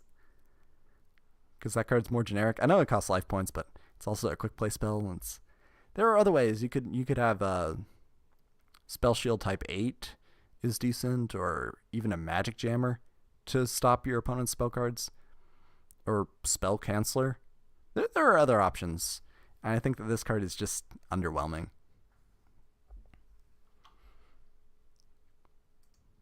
Next up, we have Different Dimension Gate. Continue a spell. Target 2 monsters, 1 on each side of the field. Banish those targets. When this card is destroyed and sent to the graveyard, return those banished monsters to the field in the same battle position they were in. This card is removal. It is targeting, but it is non-destruction. And it is really interesting because there are some uses that might not be obvious, that you could theoretically bounce this to hand and then they stay banished. Or you could use DD Survivor or DD Scout Plane, either of those, and then banish 2 cards and end up getting yours back. I like this card. I don't think it's been meta, though. Thankfully, we got a good on release category.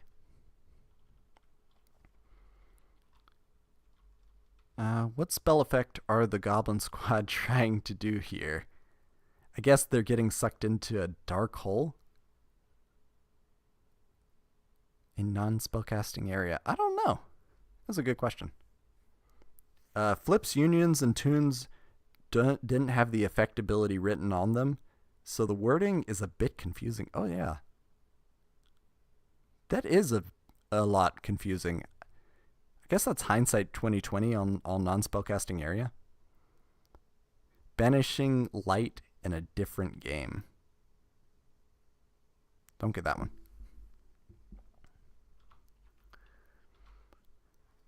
Next up, we have final attack orders. All face-up monsters on the field are switched to attack position, and their battle positions cannot be changed. This card causes problems. Like, this card is broken in ways that are not obvious. So if you set a flip effect monster, it gets flipped up immediately. And that causes loops. Like, a lot of different problems come from final attack orders. This card is just notoriously problematic. This and all-out attacks. Oh, I'm confused. I am mixing it up with all-out attacks. Final attack orders does not do what I think it does. Oh, this card's just bad. It's Floranduri's support. Banishing Light is an MTG card. Exile a card until the enchantment leaves. It's the same effect as the DD spell. Oh, that's interesting. Yeah, Final Attack Orders is not the card I'm thinking of. Oops. Next up, we have Staunch Defender. Trap card. You can only activate this card when your opponent's monster declares an attack. Select one face-up monster on the field. During the turn this card is activated, your opponent can only attack the monster you selected. Your opponent must attack the selected monster with all face-up monsters on his or her side of the field. This card,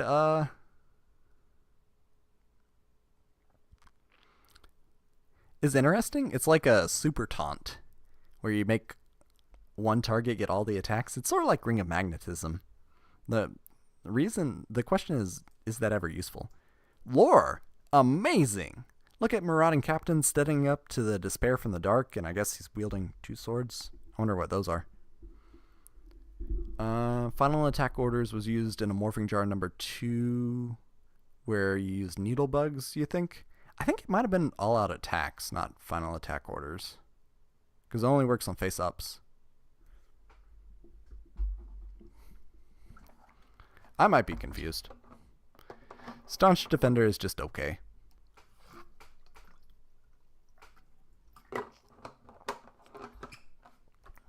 But again, lore. Fantastic. We also have we have Needy Bug. I love it. Next up, Ojama Trio. Normal Trap. Special summon 3 Ojama tokens. Beast, Light, level 2, 0 attack, 1000 defense. Those are Ojama stats for the record. To your opponent's side of the field in defense position. They cannot be tributed for a tribute summon, but they can be used as a tribute for their ritual spells, or for tunes, or there's a lot of ways to get around it. I guess you could summon Plasma off of your opponent's Ojama Trio. Anyway, they cannot be tributed for a tribute summon, and each time one is destroyed, its controller takes 300 damage. The idea is you flood your opponent, and they can't do anything with them, and then maybe you attack over them, because you can't summon them in attack mode. And it's sort of like you're getting 3 direct attacks, plus a little bit of extra burn damage. This card was good as, a body blocker and clog up your opponent's field. But as soon as we get any mechanic that can use those tokens, any mechanic at all, especially Synchro, Xyz can't use tokens because tokens can't be used as Xyz material, but links, there's a lot of great uses for those tokens. Your opponent will be thanking you if you activate Ojama Trio at any point. But, in the day, this was a good way to disrupt your opponent. I really think there are some problems with Ojama Trio. Do you go -4 for potentially a little bit of damage? When you put it that way, it's a lot less appealing. Next up, Arsenal Robber. Normal Trap. Your opponent selects one equipped spell card from his or her deck and sends it to the graveyard. Is this useful? Like, 90% of games, this might not even matter. Is your opponent running any equipped spells at all is the first question. Second question, do they even want their equipped spells in the graveyard? Because some of them will trigger engrave. I guess another question is, have they already drawn their one of, Premature Burial? Because that's the only one that's really important.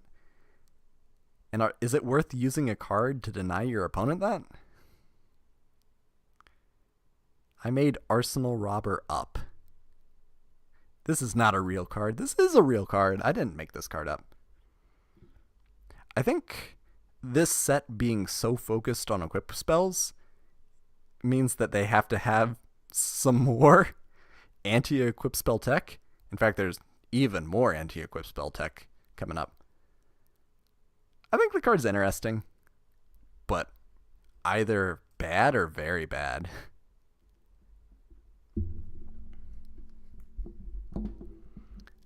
We'll keep it in very bad. Next up, Skill Drain. Continuous trap. Activate by paying 1,000 life points. Ooh.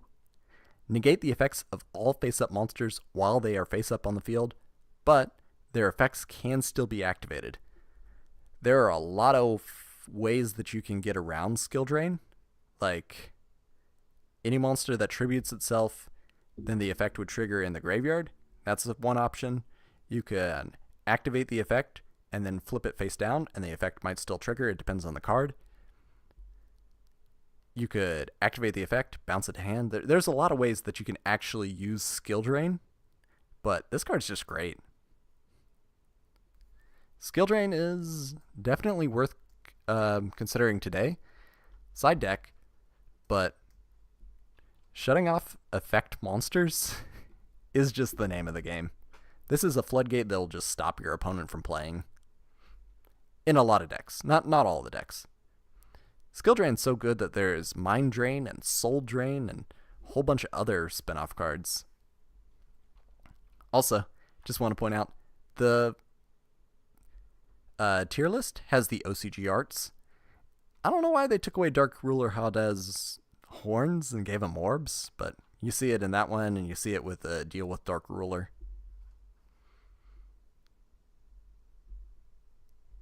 Obama Trio saw play in Mystic Mine burn decks as it prevented Evenly and Lightning Storm while also locking them with Mystic Mine.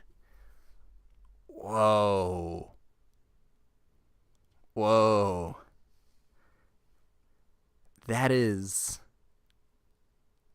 some next level thinking about Obama Trio. I am amazed by that. I don't think that's a good use for it, but I can see. Like, if they get rid of Mystic Mine, then it blows up in your face, but wow, that is interesting. I guess it's double meta at one point. Arsenal Robber is a niche sideboard tech. Not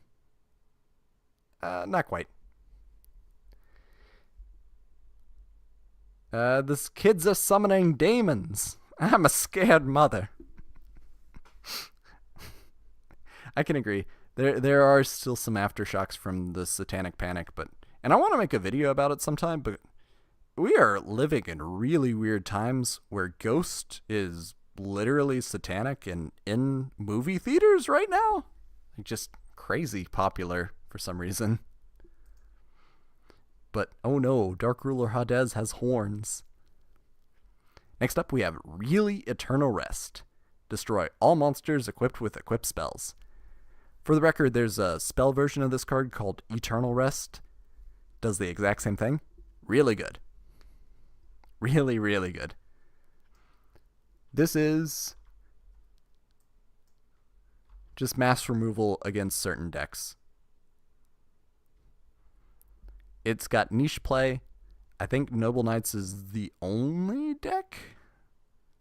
I think some of the Inzectors actually used the actual Inzector equip cards, but not a lot more than that.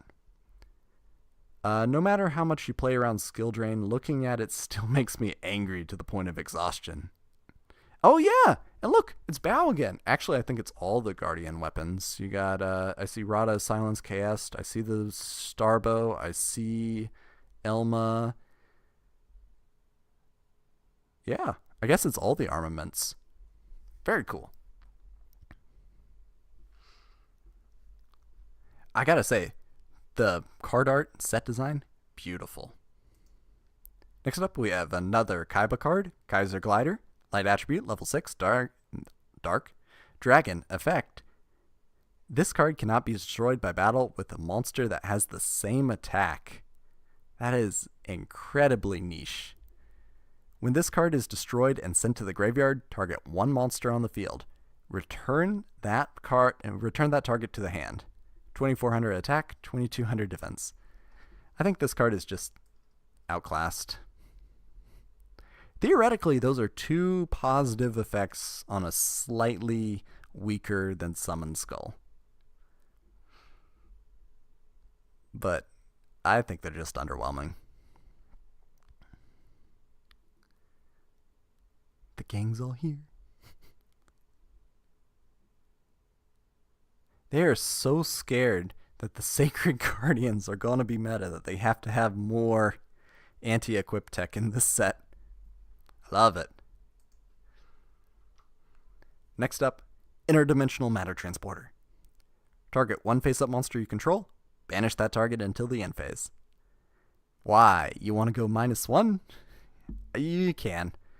This card has some interesting utility, like it can trigger certain cards that effects activate when they are banished, but more importantly, this is dodge removal. Your opponent targets your monster with like a Tribute to the Doomed, you activate this card, they end up going -1, and you end up keeping your monster, but it comes back later. So, this card has been in a metagame. I don't think it was good in that metagame, so this might be a historical one. Ooh! What happens if you target a Change of Heart monster? So one of your opponent's monsters that's on your side of the field. I think it would return to the opponent's side of the field, I think. Because I guess Change of Heart would wear off. And then it'd return to the opponent's side of the field. I don't know. I'm guessing that's how it would work. That makes sense in my head. Next up, cost down. Next up, cost down. Spell card. Discard 1 card. For the rest of the turn, reduce the level of all monsters in your hand by 2, even after they are summoned. This card's interesting, because it means that you can make plays that you don't think about. Like, your rank 4 deck can suddenly make rank 2s. Is that good? Sometimes. The big use for this card is decreasing the requirements for tribute monsters, getting to normal summon your tribute monsters without tributes. But swarming and then going into different extra deck options might be interesting.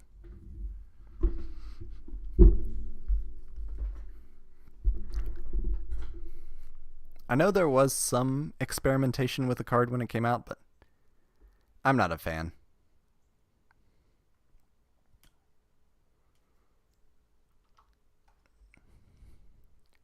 Next up, another normal monster. We have Kaga. Water attribute, level 4, reptile. This young evildoer used to have an evil heart, but by meeting a special person, he discovered justice. 1850 attack, 1000 defense. Really good stat lineup. Sorta. Pretty good stat lineup. I'll just leave it at that. This card is great for the lore, just the way that it interacts with Marauding Captain and a whole bunch of other characters. How it has so much interaction with the Dark World. I love Kaga. And he goes right here. I think the fact that we have, Alien Shock Trooper as a level 4 normal is better, but I don't know. Cost down, then add a monster at the hand. Does that monster have the level reduction? Or just lie and said you had a second copy of the card? I think it doesn't work retroactively. Not retroactively. I don't think it works on future cards. The saga begins. Kaga, my boy. He looks so cool too. I agree. Definitely one of my favorite lore cards. Another of my favorite lore cards is actually Coach Goblin, which we see here as DD Trainer. Coach Goblin is in the different dimension, and he's riding DD Crazy Beast. Or maybe he's training DD Crazy Beast. He's gonna fight Rocky, you know. Dark attribute, level 1, Fiend. A poor goblin that was sucked into a different dimension. However, he's doing his best with his new destiny. 100 attack, 2000 defense.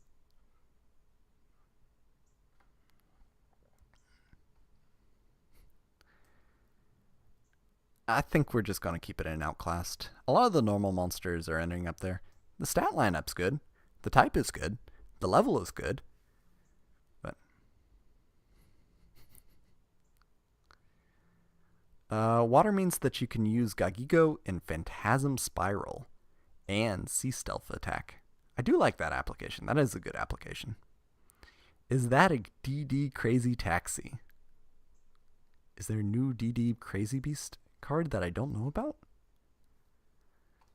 There's a lot of cards in the game. Next up, I guess this is the normal block.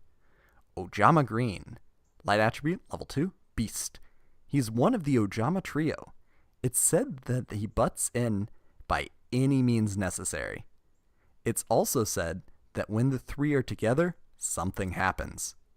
What happens? I need to know. I need to know what happens. I think that this design is amazing and frustrating at the same time. Oh, 1000 attack, 1000 0 attack, 1000 defense, by the way. But getting to tease Ojama Delta Hurricane one set before it comes out, I think is really great and frustrating. To use Ojama Green, well, we got a category for cards where we use them. And you use them in Archetype. I actually think that he might even go up to Gimmick, because Oja Magic is just such a crazy card.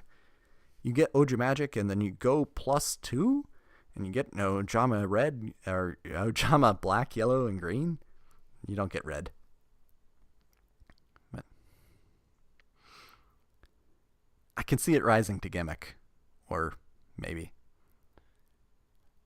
I like the Ojamas more than I probably should, just for the record. Coach Goblin is seriously skilled if he can tame something like that. I agree. Okay, but level 1 Dark Field with Rescue Hedgehog, or level 1 Dark Fiend with that Rescue Hedgehog. Yeah, you can use it with Rescue Hedgehog.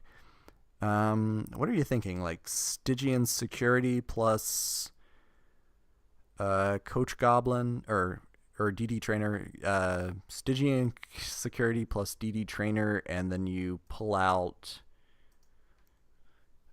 Formula Synchron from that, draw a card, and that's an option, or you start going into rank 2s, that's an option. There's some options. I like it. Masterful Foreshadowing, I agree. Teasing and flavor text is fun in my eyes. Gets people hyped up, I agree. It's annoying when it's spoilers and rules text, though. Interesting. Can you pick an example of a spoiler in the rules text for a card? I'm not sure.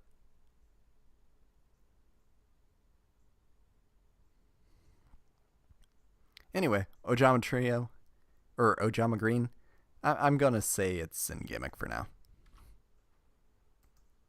Next up, Archfiend Soldier. Dark attribute, level 4, Fiend, an expert at battle. He belongs to a crack diabolical unit. He's famous because he always gets the job done. He's like Golgo 13. 1900 attack, 1500 defense. I like this card. Gives your Archfiend deck an option in with Rabbit, I think. Is that higher than it should be? Probably. But I like it.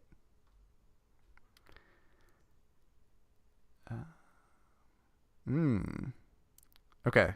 Confirmation from Matt. They did it with MTG with a card that tutored for 2 cards, only one of which was in the game. Yu-Gi-Oh! Has never done it, though. Actually, you think about it, and I think there's a Necroz card that referenced Necroz trap cards, which didn't exist at the time.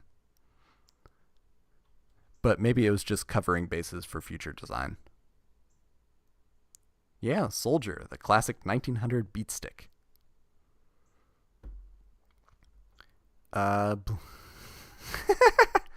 Blue Eyes Shining Dragon spoils Blue Eyes Ultimate if you haven't watched the anime, I guess. Okay, that's... But Ultimate came out first, right? Next up, Pandemonium Watchbear. Dark attribute, level 4, beast effect. As long as this card remains face up on your side of the field, Pandemonium on your side of the field cannot be destroyed by your opponent's card effects. 1300 attack, 1800 defense. Field Barrier doesn't exist yet, but when it does, this card is significantly worse. I think you just don't play this card. Pandemonium's great. Pandemonium is so good that I think that, you know, it's worth running Archfiends just based on this set. Like, I think a functional Archfiend deck can work in Dark Crisis format.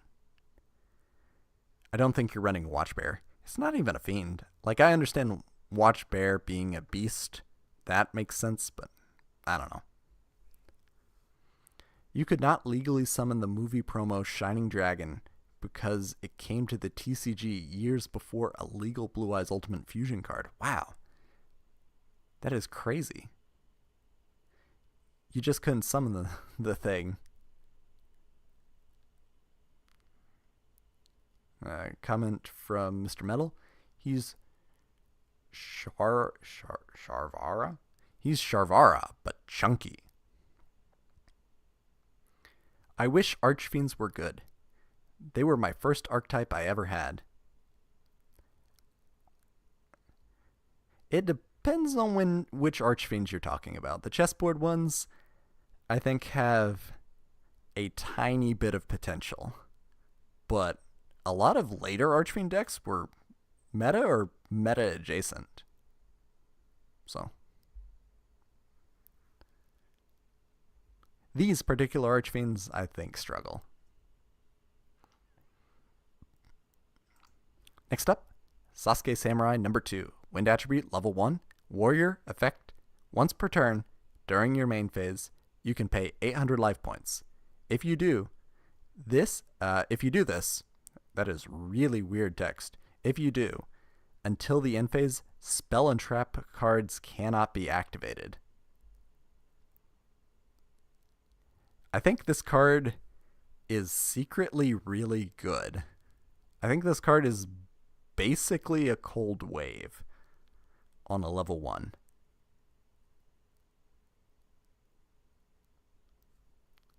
I don't know where exactly to put it. I actually really want to put it all the way up here, just because you can turn off your opponent's spell and trap cards for the turn. But do you need to?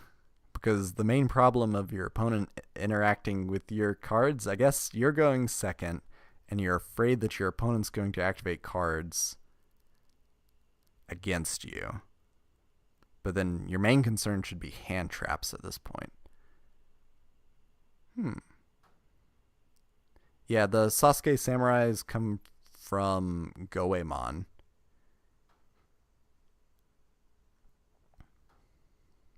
Later Archfiend deck was basically, briefly, meta adjacent. I love the double qualifier, but always struggled living in the shadow of the Monarchs. Meta adjacent's more than a lot of decks get. I think there's a niche use case with this. It doesn't tribute itself. It just pays life points, so it sticks around. So you could potentially go off on a combo, but I'm not sure if you need that level of protection.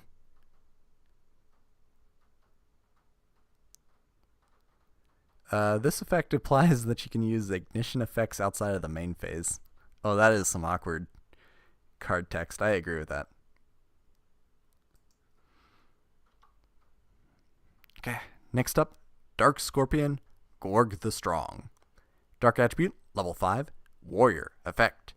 When this card inflicts battle damage to your opponent, you can activate one of these effects. Target one monster your opponent controls, return that target to the top of the deck. So that's a Phoenix Wing Windblast or Legendary Jujutsu Master effect, I think. Or Send the top card of the deck to the graveyard. 1800 attack, 1500 defense. That's not good stats on a level 5. The effect, I guess, is actually pretty good. This is removal.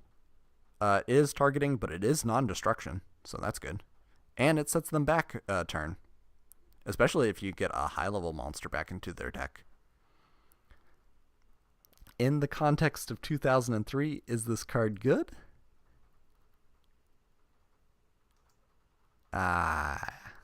Would you play it in your Dark Scorpion? I guess we just gotta put Chick the Yellow down here. You sort of gotta play all 5 is the problem with the Dark Scorpions. Gorg the Strong is almost acceptable. I can agree with that.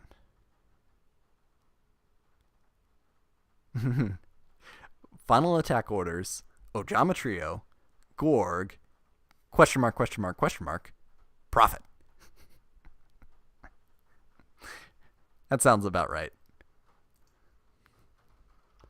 Next up, Dark Scorpion, Monet the Thorn. Dark attribute, level 4, warrior, effect. When this card inflicts battle damage to your opponent, you can activate one of these effects. Add 1 Dark Scorpion card from your deck to your hand. That is great. That effect is really good. How are you going to make this attack directly? That's a question, but this is a recruiter in 2003. That's really good. Second effect, target 1 Dark Scorpion card in your graveyard. Add that target to your hand. Also really good. I guess this card might have another application. So hypothetically, 1000 attack, but 1800 defense. You could set it face down. Your opponent attacks into it with a relatively weak monster, inflicts battle damage that way, and then you get to either tutor for a card or recycle a card. Monet's actually really good in archetype. Like obviously Ojama Yellow is better, and like Monet's up here. It is easily the best Dark Scorpion by a mile. I agree with that. Monet even triggers if attacked in defense position. Yeah, Monet is really good. I just don't know how you activate it, is the thing. How you get it online, but theoretically, a Dark Scorpion engine could be assembled, but we're not there yet. I guess Dark Scorpions are like 2 decent cards in, 2 decent cards away from being okay. Like just a field spell that makes them all attack directly, I think would help a lot. Ojama Yellow, fix it in editing. Oh, that's okay. I make a lot of mistakes. We're just gonna leave it. Don Zalug is easily the best one. I agree. Don Zalug is the only one that has had meta impact. Sad that he's not a Dark Scorpion, though. Next up, Outstanding Dog Maron. Light attribute, level 1, Beast effect. When this card is sent to the graveyard, it is returned to the deck. Then, shuffle your deck. 100 attack, 100 defense. Good doggo. This card is slightly useful, and this card can prevent you from decking out in certain circumstances. I think it had a little bit of experimentation in Lightsworn. It's also a light. And I don't think you use it outside of that. I'm trying to think of another deck that might possibly need it. It is loopy though. I think Don Zalug got a recent errata making him a Dark Scorpion. He might have. I'd like to see that. Marin is the best Infernoid to self-mill. I agree with that. I agree. Outstanding Dog Maron is part of the Skull Servant lore. This card sees play in Stall back then. So is any of that enough to put it into meta is the question. The Infernoid thing, maybe a little bit. I guess you're reasoning your monster gate, this is the card you want to hit. Maybe.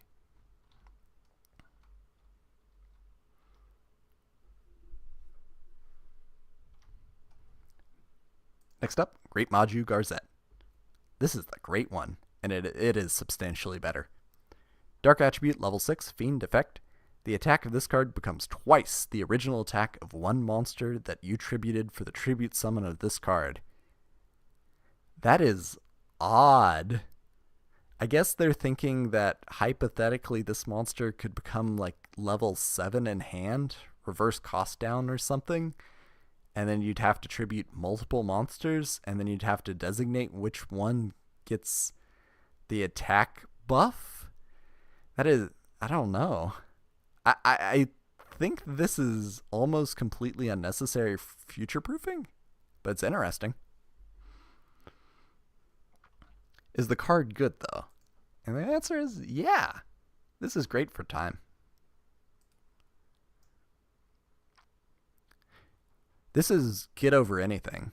Just sacrificing a beat stick like Ninkendog here, or Archfiend Soldier. This is attack over Blue Eyes. That's really strong. It is weird that Maju Garzette is 0-0, but the Great Maju Garzette is $0. Oh no. Oh no, I don't like that inconsistency. That is upsetting. There's actually like 1 or 2 cards that actually reference $attack. I wonder if Great Maju Garzette needs an errata.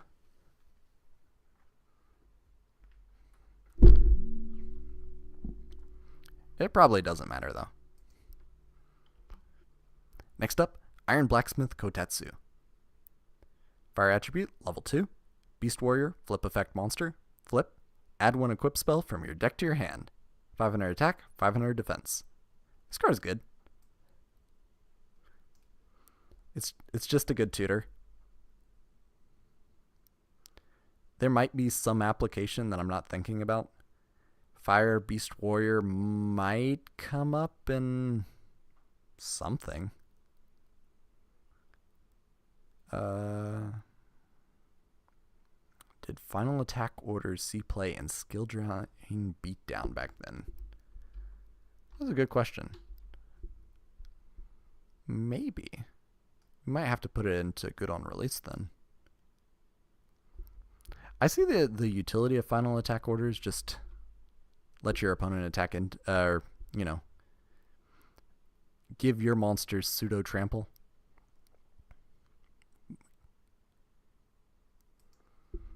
Next up, the biggest upset in the video, like next to Sasuke Samurai number 2, I guess.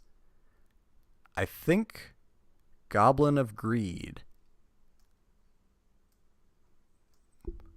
goes all the way to the top of the list. So, this card is a Goblin card, which is interesting because there's some new Goblin support. Let's find the new Goblin support. It is... Nope. Right here. So this card is pretty searchable, and you might even be able to special summon it without too much difficulty, especially if you're using Goblinberg. But what does the Goblin of Greed do? Earth Attribute, level 4, Fiend effect. Earth is weird, just thinking about it. Fiend effect, as long as this card remains face up on your side of the field, neither player can discard from his or her hand as a cost. 1,000 attack, 1,800 defense. I do want to make it pretty clear that this card doesn't necessarily stop Dark Worlds. This is not anti-Dark World tech. But it does actually stop some interesting cards. And let's cycle through some of them. Cycle Reader, Ankaribo, Ash Blossom, Chow Chow Chan, DD Crow, Ghost Bell and Haunted Mansion, Ghost Mourner and Moonlit Chill, Ghost Reaper and Winter Cherries, Ghost Sister and Spooky Dogwood, Gnome Material, Goddess of Sweet Revenge, Karibo, Life Force Harmonizer, Raging Storm Dragon. This one is Singularity Fiend and Swift Scarecrow. Those are the ones that are sort of meta-related. Or meta-adjacent. These are the cards that you might actually see in play. And I think getting to stop one of these cards, maybe Ash Blossom or No Material, might be enough to actually consider running Goblin of Greed in your Goblin deck. Or Singularity Fiend, that one's sturdy too.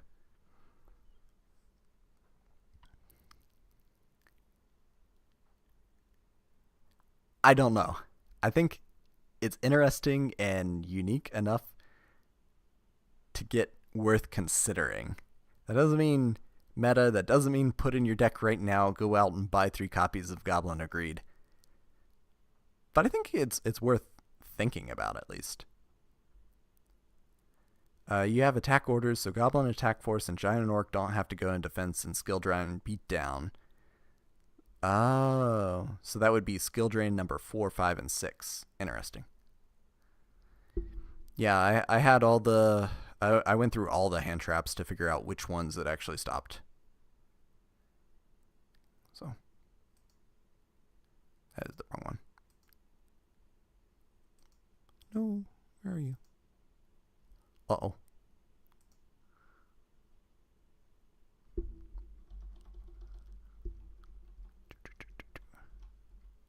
I closed the wrong one.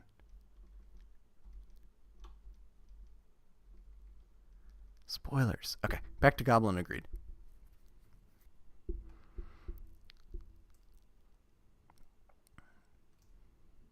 I think it's worth considering.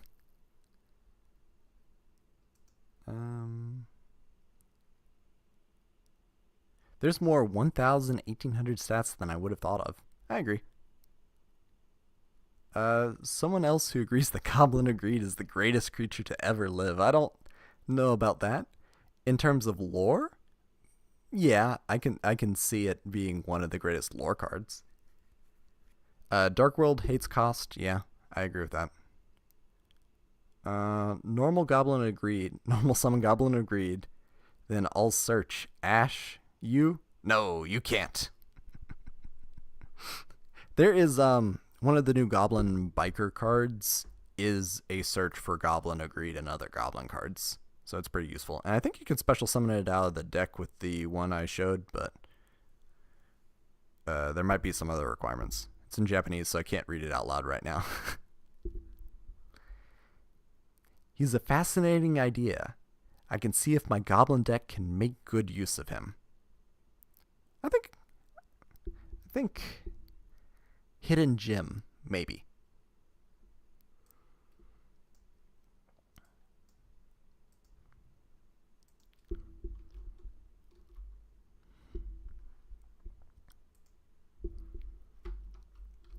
Next up is Mephist the Infernal General. Dark Attribute, level 5, Fiend effect. When this card attacks with an attack that is higher than the defense of your opponent's defense position monster, inflict the difference as battle damage to your opponent's life points. Or, in other words, this card does piercing battle damage. When this card inflicts battle damage to your opponent's life points, discard 1 card randomly from your opponent's hand. 1800 attack, 1700 defense. This card's interesting because it's a counterpart to Air Knight Parshaf. That Air Knight Parshaf draws you cards, and this card discards your opponent's cards. It has slightly different stat lineup. I think it has 100 more defense and 100 less attack than Air Knight Parshaf. This card has a unusual distinction in I sent this to my cousin, and then he was no longer allowed to play Yu-Gi-Oh! Because this card is satanic. And it sort of is. It's based on Mephistopheles. So this card has a weird personal attachment to me.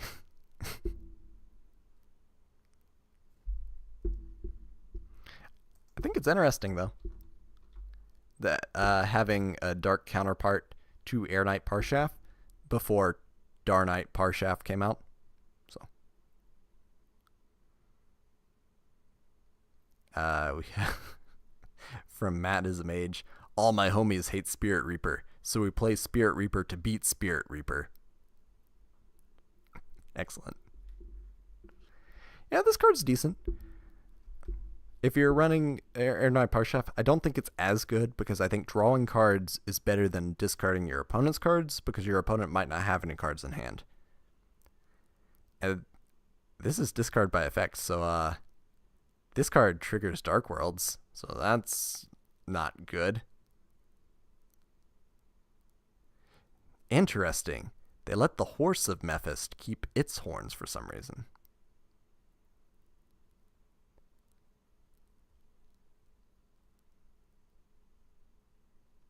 Seeing the word Mephist without... Oh. Message retracted.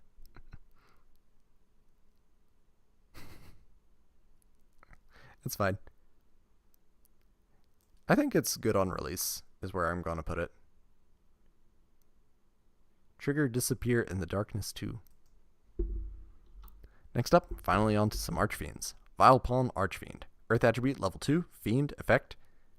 I wonder if that's useful. Earth, level 2. Maybe for Rescue Hedgehog. The control of this card pays 500 life points during each of his or her standby phases. This is not optional.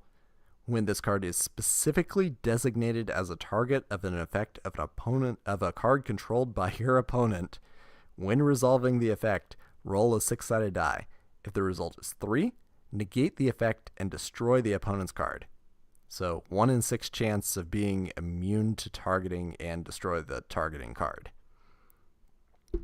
As long as this card remains face up on the field, your opponent cannot attack other face up Archfiend monster cards. 1200 attack, 200 defense. It's a pawn. I don't think you even play it in Archetype. It's interesting that it has some conditional destruction immunity, though. Or conditional protection. Art is SS grade.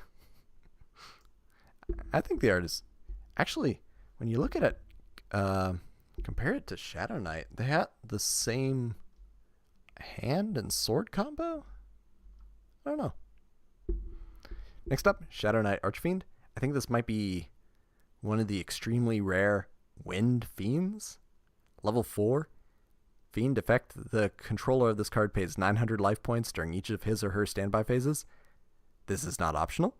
When this card is targeted by the effect of a card controlled by your opponent, when resolving the effect, roll a 6-sided die. If the result is 3, negate the effect and destroy the opponent's card. And then battle damage this card inflicts to your opponent is halved. 2000 attack, 1600 defense. This is really, really strong. This is really, really strong. This is 2000 attack. This is attack over anything. Even Archfiend Soldier. It can attack over Archfiend Soldier. Why is he kneeling, though? That's a good question. I guess he's too tall to fit in frame with the square board in the background. None of the chess Archfiends really have great level/attribute/type combo in my experience. The problem is they made them a 6 attribute cycle. There's 1 earth, light, water, dark, wind, and fire. So I don't know why they did that. Make them all dark or half dark, half light. I don't know. Ooh, explanation for why he's kneeling. He's kneeling before the king and queen. Interesting. So they basically all have unique attributes, some rather rare, and so it pains me a little. Isn't Dark Elf better? Dark Elf costs 1,000 life points to attack. Better type and attribute combination. But this one's an Archfiend, so it can tap into the great Archfiend support in this set. And I mean that legitimately, that the Archfiend support is really good. There are 16 Wind Fiends in the game total today. That's way more than I thought. I'm just going to say it's good. In your Archfiend deck, I'm probably playing a playset.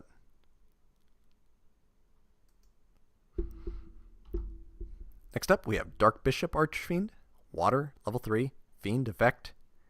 The controller of this card pays 500 life points during each of his or her standby phases. This is not optional. When an Archfiend monster card on your side of the field is specifically designated as the target for the effect of a card controlled by your opponent, they really need to cut down that wording. When resolving the effect, roll a 6-sided die. If the result is 1, 3, or 6, negate the effect and destroy the opponent's card. 300 attack, 1400 defense. Interesting type and attribute combo. Is this useful? Theoretically, if it can stick around, this is a lot of protection. It gives you 50% more chance of protection. So, that's interesting. Actually, we have an acceptable and archetype down here if you're playing Archfiends. I think this card is just bad. I wouldn't play it. I always chuckle seeing the word Mephist because it makes me remember Blood Mephist. Such a dumb prize card. Sorry about retracting the message. It took way too much effort to word it correctly. That's fine.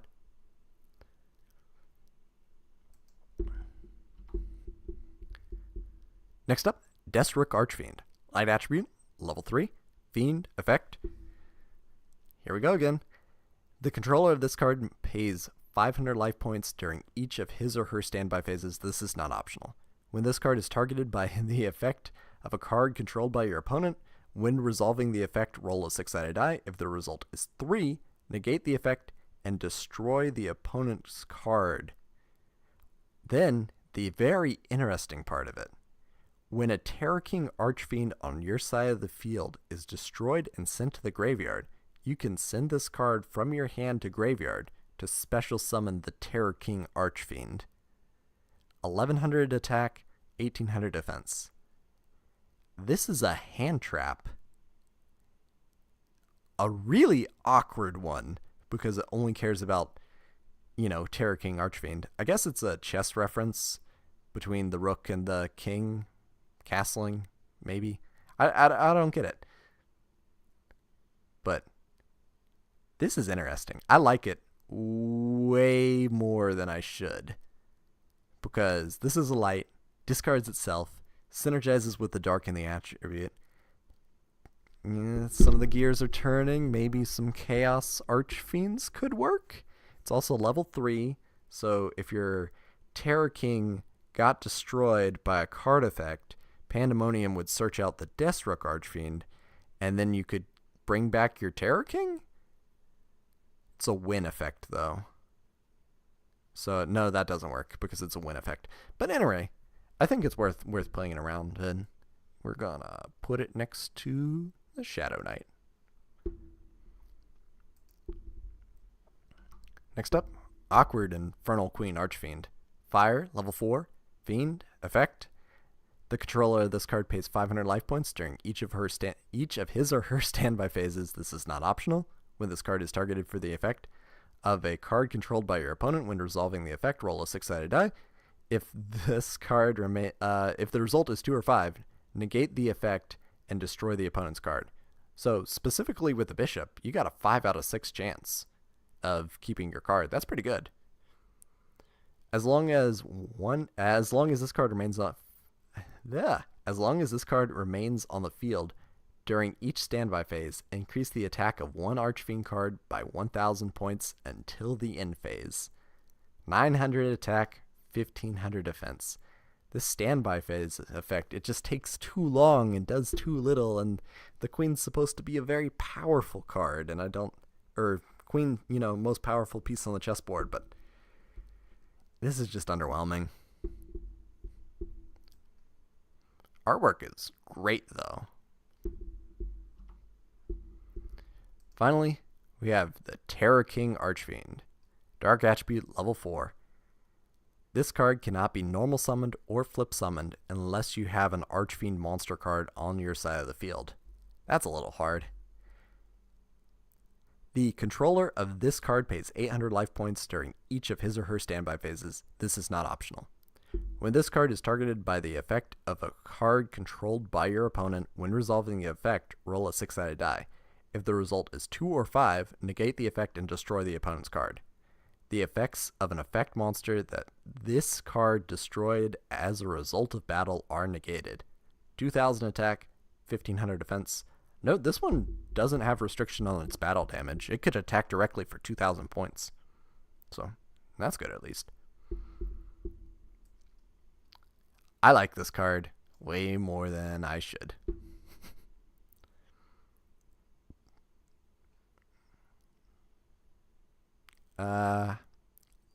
Lamron Jr., I admit, I sort of just wanted the queen and the bishop to come together to be able to make it completely protected. It's also why the queen got retrained, because she is so incredibly weak. Queen is every standby, so it's 1,900 on its own. Is that useful?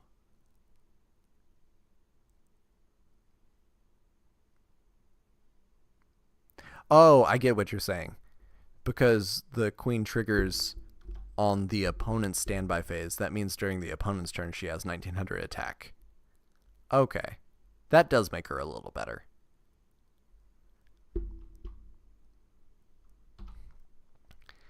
Now, this isn't officially one of the chessboard Archfiends, but he's pretty close. We have Skull Archfiend of Lightning, a Summon Skull retrain that's headcanon, there to fix the problem that Summon Skull isn't treated as an Archfiend. They're just going to give you a superior version of it so that you don't run the original. But then the original is fusion material for some cards, and I don't think it's a really good plan. But headcanon, that's why this card exists in my mind. Anyway, what does it do? Dark Attribute, level 6, Fiend. During each of your standby phases, you must pay 500 life points. This is not optional, or this card is destroyed. Before resolving an opponent's card effect that targets this card, roll a 6-sided die, negate the effect if it's 1, 3, or 6, and, if you do, destroy that card. So it has the protection and the life point cost, but that's all. Summon Skull stat lineup with 2,500 attack, 1,200 defense. This is level 6. So we're going to put it right there.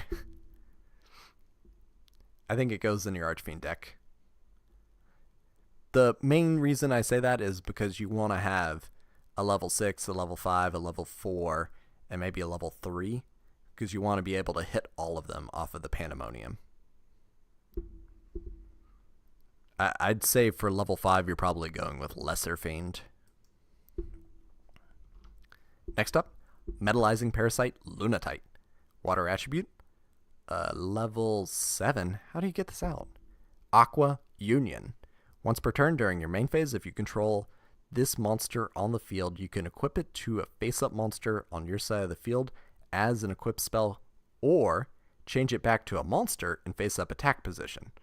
When equipped to a monster by this card's effect, that monster will not be affected by the effects of spell cards controlled by your opponent. And that has the union restriction. One monster can only be equipped with one union monster at a time.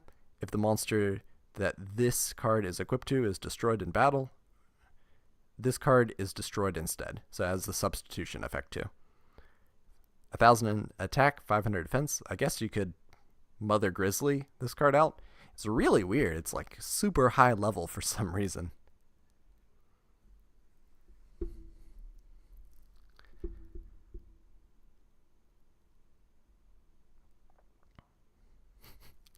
Do you use this one? I think the Soul Light is in the same set? Question mark? Because this has another counterpart. But I guess it's not in this set. Or I just don't see it. This card's just bad. It's just bad. I guess it's more anti-spell synergy. So it's just bad. Next up, Tsukiyomi. Dark attribute, level 4, spellcaster, spirit. This card cannot be special summoned. That's the normal spirit clause. This card returns to the owner's hand during the end phase of the turn that it is normal summoned or flipped face up.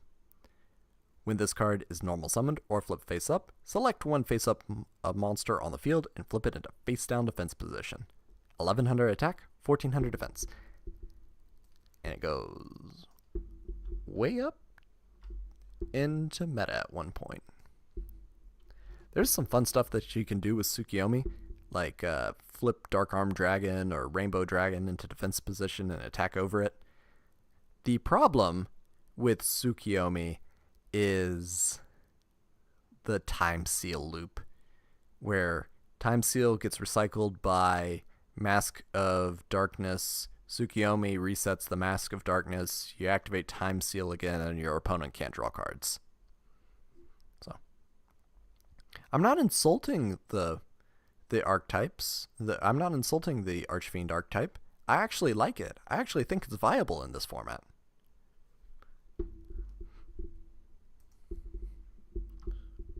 Next up, Mudora. We're getting into Merrick's cards.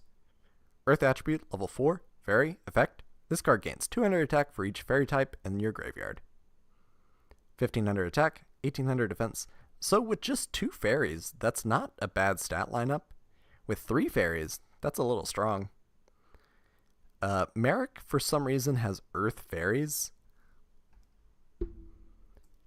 I think that this card's just outclassed. Am I confused? Is it... Oh, I might be confused. Zolga, Kelbeck, and Keldo are Merrick's, right? I guess Mudora is not Merrick?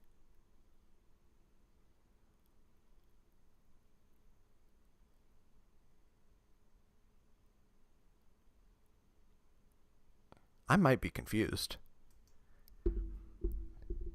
Anyway. Aishizu.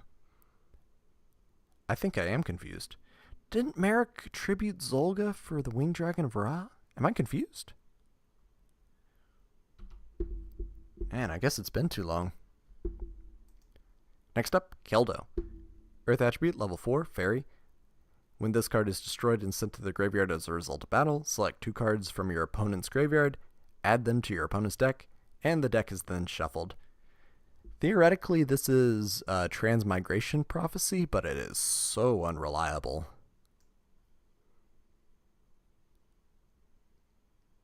I am wrong. Ashizu has these cards, not Merrick. And I agree, all the retrains were mistakes, but we're not there yet. We're in the first version. Next up, Kelbeck, Earth Attribute, level 4, Fairy. Any monster that battles this card is returned to the owner's hand. Damage calculation is applied normally. 1500 attack, 1800 defense. This is a Wall of Illusion on a fairy. You're not exactly building a fairy deck, but that's still a pretty decent effect.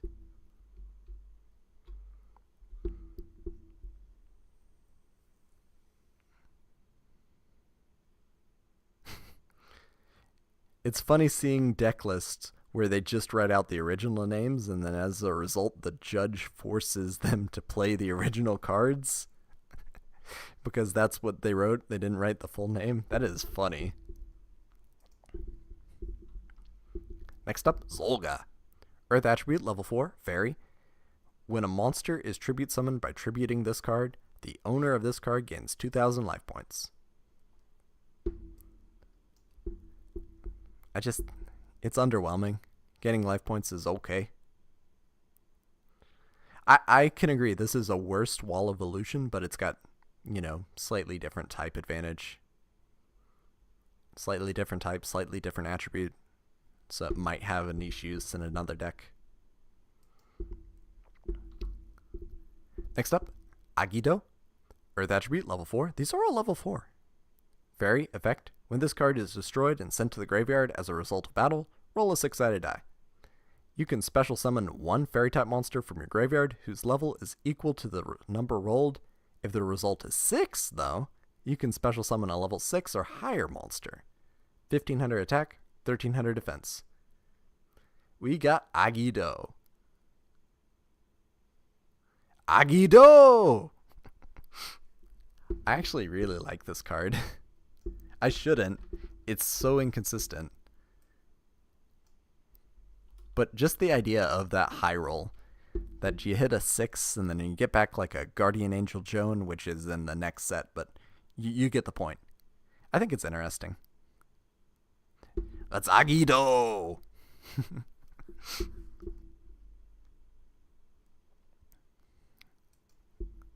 Next up, another ritual in the set, Legendary Flame Lord. Fire attribute, level 7, spellcaster, ritual effect. This card can only be ritual summoned with ritual spell card Incandescent Ordeal. You must also offer monsters whose total level stars equals 7 or more as a tribute on the field or in your hand. Each time you or your opponent activates one spell card, put one spell counter on this card. Remove 3 spell counters from this card. Destroy all monsters on the field except this card. 2400 attack, 2000 defense. If you didn't have to go so minus to bring this out, this card might be good. Like, it's sort of Demise King of Armageddon before we got Demise King of Armageddon. And I think that's okay. I think it's really weird that it's a fire attribute. Like, there's not a lot of fire rituals. There's not a lot of water rituals either. This is non-targeting destruction. I agree with that.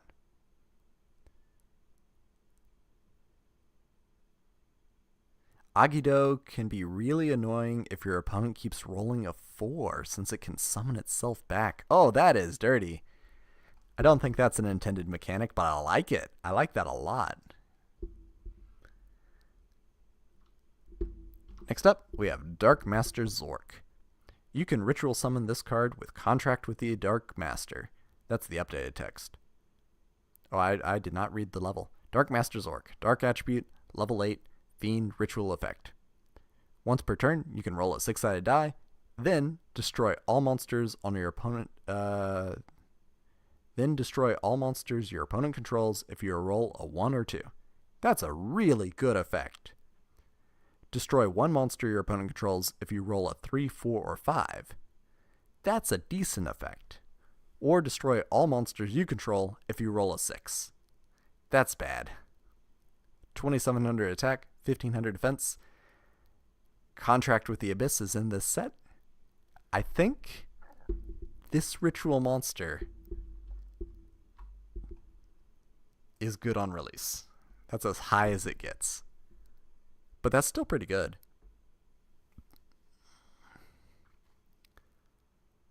Interesting. Zork is a reference to the dark tabletop game that Bakura plays in the manga.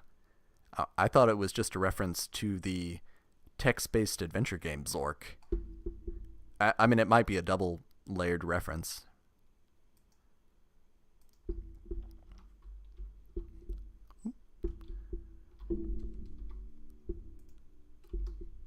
Next up, we have Spell Reproduction.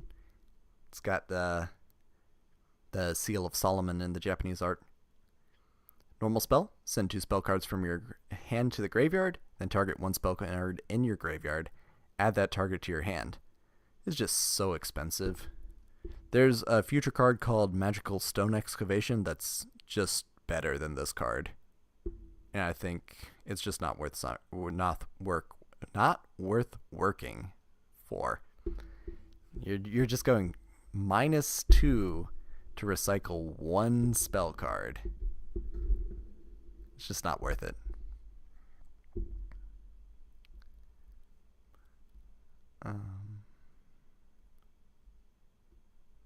There's a trap card that turns all evens into 1. That's 6, I think, is the name of the trap card. Zork's Sword is in an interesting spot.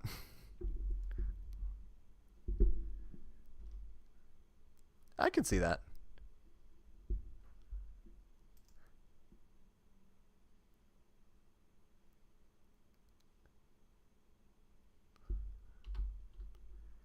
I think it might be like a reference to those ceremonial daggers. No spell is worth -2 other spells. What about Card of Demise?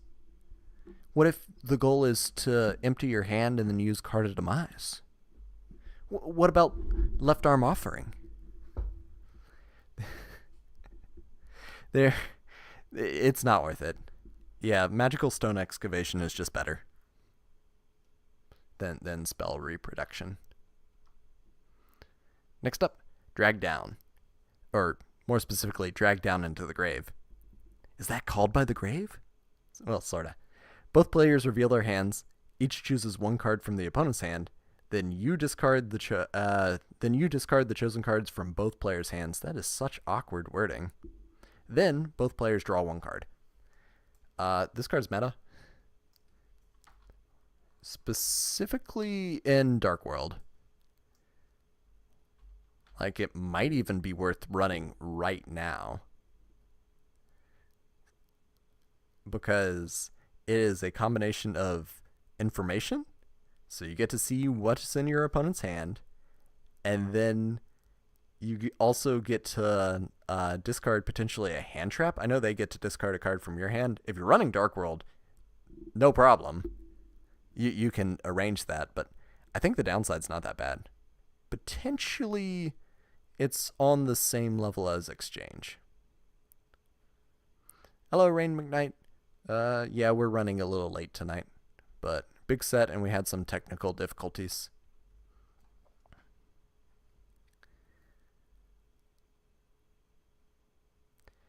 Drag Down did see some play in some Gym Knight FTK decks before, I think. There's a lot of uses for it. The card's really been in a lot of things. Literally the old man on Called By, yeah. There is also Return of the Doomed that features this guy, and I think he might be an Old Mine too. There's a lot of cards. I don't know what his name is. He might be the guy from Spell Stopping Statute. It's kind of like a confiscation. It is. But it also accelerates your deck, which can be pretty useful. You can use it in Paleos or Eldritch to get rid of back row removal cards while getting rid of back row removal post side. Interesting.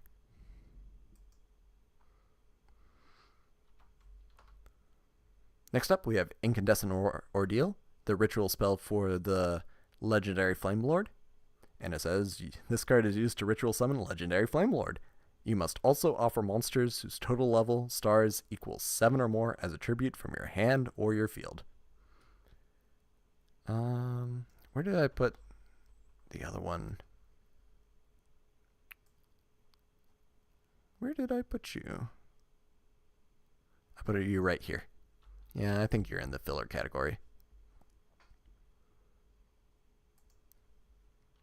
Next up, we have Contract with the Abyss, ritual spell, substitution ritual spell, actually.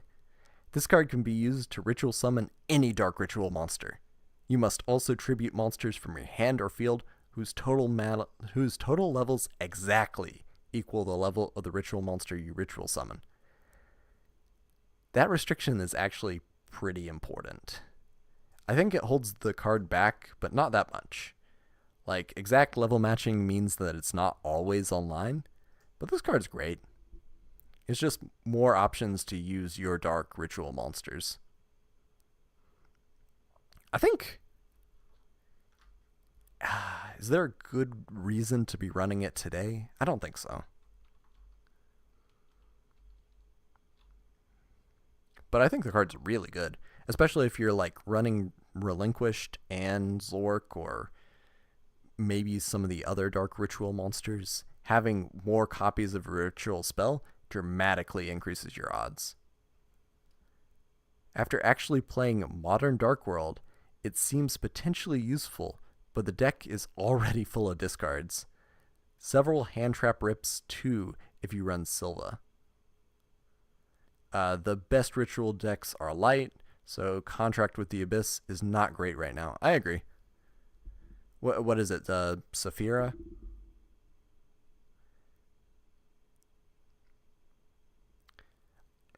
Matt likes the trade-off. I think it's good design, but I don't know. To me, I think it holds the card back a little bit too much. That rituals were already struggling, and why make it harder for them? Next up, Contract with the Dark Master. Ritual spell. This card is used to ritual summon Dark Master Zork. You must also tribute monsters from your hand or your field whose total levels equal 8 or more. So, where did I put Zork? I put Zork in right here. So I guess it goes next to Zork, but you're probably better off just running Contract with the Abyss. I meant to say that you can use that card in Eldritch or Paleos to get a trap to the grave while also getting rid of back row removal post side. I understand. The main goal was to try to get your card from hand to grave. Gotcha.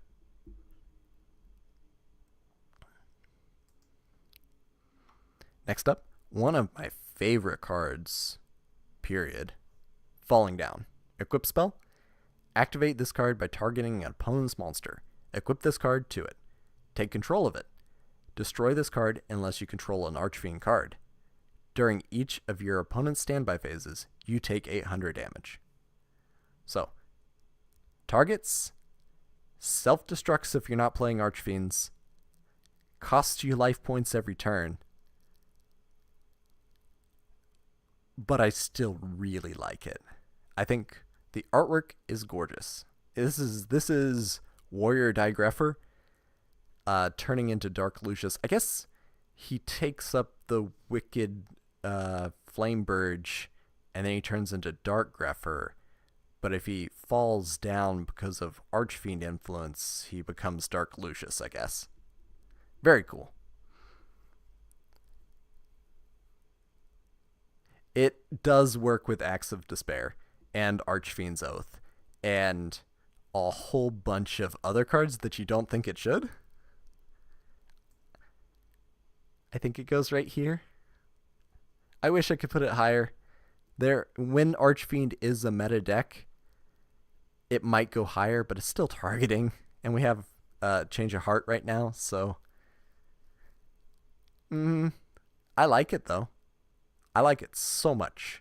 This is the card that makes me want to try to run an Archfiend deck in Dark Crisis format specifically.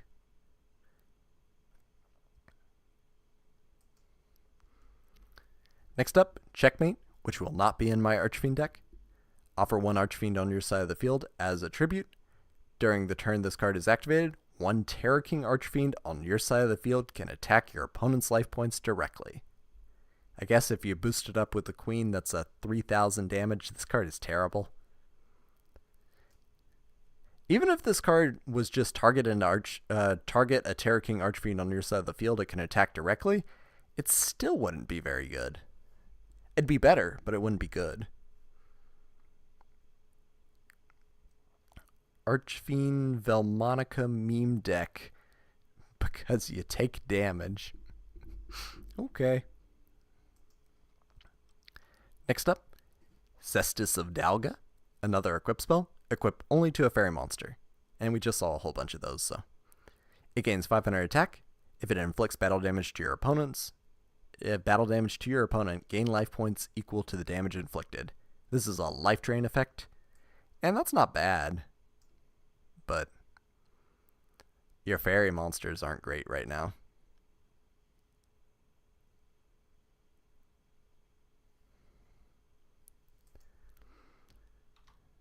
Following this, we have Final Countdown.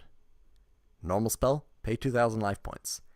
After 20 turns have passed, after you activated this card, counting the turn you activate this card as the first turn, you win the duel. I think everyone knows where this is going.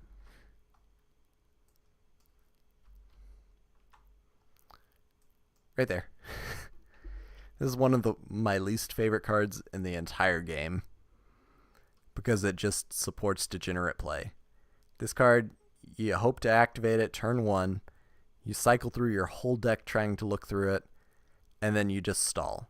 You just Swift Scarecrow, you negate attack, you Wabaku, you do whatever you can to stop your opponent, and it is just not fun. I think this is one of the worst design cards in the game because of the playstyle that it causes people to fall into. Next up, Archfiend's Oath. This card is a little silly because I've seen it in a meta deck before, but I don't think it should have been. Continuous spell. Once per turn, you can pay 500 life points to declare one card name, pick up the top card from your deck, and if it's the card name that you declared, add it to your hand. If not, send that card you picked to the graveyard. That second downside is not that bad even, getting to mill one card off the top of your deck. I don't think it's worth 500 life points, and I definitely don't think it's worth running this as a continuous spell, since that's one less card in your hand. But with Convulsion of Nature or deck stacking, like with Plague Spreader Zombie for instance, this card's pretty good. It's a free draw 1 with Convulsion of Nature. Yeah. And I think that means it deserves Gimmick. The fact that this turns Falling Down on is interesting, but I don't think quite useful. I think maybe you could do something with like Archfiend's Oath, Convulsion of Nature, Hammon, Lord of Striking Thunder. Maybe, because then you got more continuous spell synergy. Like that's 2 different continuous spells, and you don't need either of them afterwards, but I think Gimmick is a safe place to keep it. Next up, one of the 2 Dark Scorpion support cards they did not get much love. Mustering of the Dark Scorpions. You can only activate this card while you control when you have Don Zalug face up on your side of the field. You can special summon any of the cards from your hand that include Dark Scorpion in the card name or are named Cliff the Trap Remover. Oh, I guess we haven't gone over Cliff the Trap Remover. He was in Pharaoh's Servant, I think. You cannot special summon 2 cards with the same name by the effect of this card. So, theoretically, you have Don Zalug on your dream hand. You get to special summon 4 other Dark Scorpions. You have 5 cards on the field. And that's a lot of board presence. It took your entire hand. It's just not good enough. Just getting to special summon a couple cards from your hand, though, is not bad. The effect is really good. The condition is too hard. Like, the odds of you opening with Don Zalug plus 5, or plus this card and 4 other Dark Scorpions on turn 1 are literally worse than Exodia. You have a better chance of naturally drawing Exodia.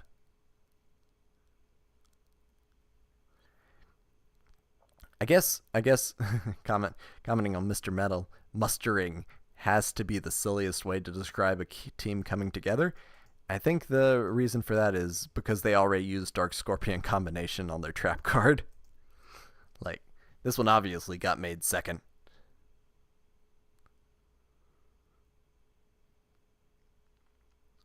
I think the card is actually pretty well future-proofed, now that I think of it, because it says Dark Scorpion.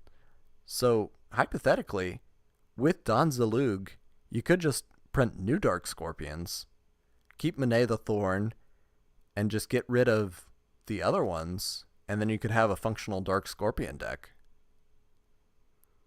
Still probably would need a field spell to attack directly, but, you know.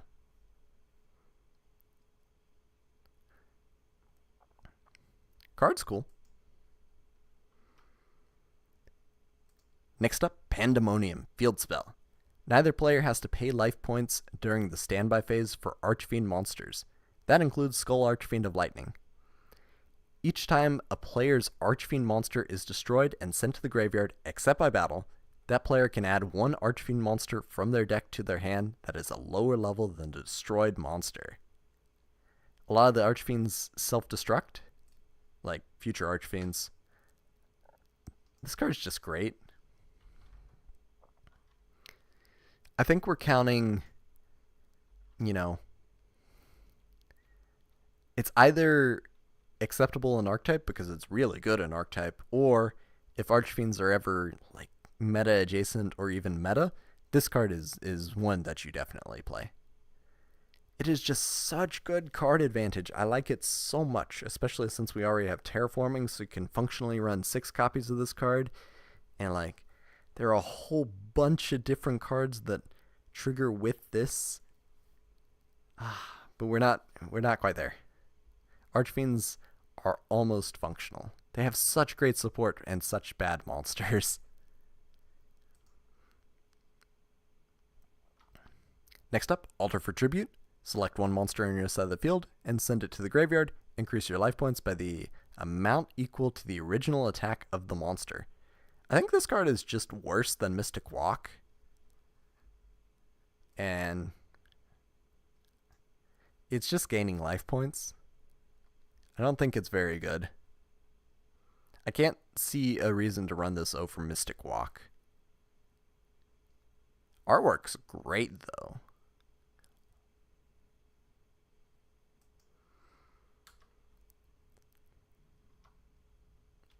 Next up, Frozen Soul. Normal trap. You can only activate this card when your opponent's life points are at least 2,000 points higher than yours. Your opponent skips his or her next battle phase. Oh, I just realized. This card is like intentionally built to combine with Final Countdown, because that would lower your life points by 2,000. So I guess you go Final Countdown, wait till your opponent's standby phase, activate Frozen Soul, and then they just skip it. It's another way to just slow down your opponent from attacking. I don't like it. Bad for the game. Next up, Battle Scarred. Trap card, Continuous. Select one Archfiend on your side of the field to activate this card. Your opponent pays the same life points that you pay for the selected monster during the standby phase. If this card is removed from the field, destroy the selected monster. Why? When the selected monster is removed from the field, destroy this card. I don't understand. Just, why are you like this? I think this card's really bad. Like, hypothetically, this is Symmetric Burn. Oh yeah, Green Goo. You can actually see the blood in the Japanese artwork, which I used for the tier list. Green is better, though, because the censorship. The infamously stackable battle skip. Oh yeah. If your opponent is running a weather report, I guess, then you need Frozen Soul to skip one of those battle phases. So you could activate 2 Frozen Souls to skip both of them.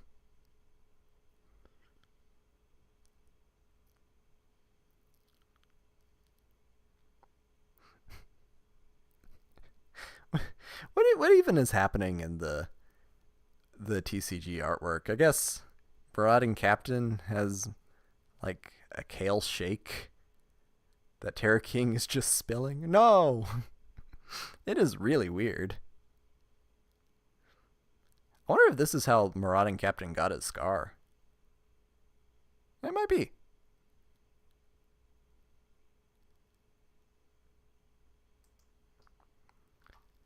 Next up, last Dark Scorpion card ever printed.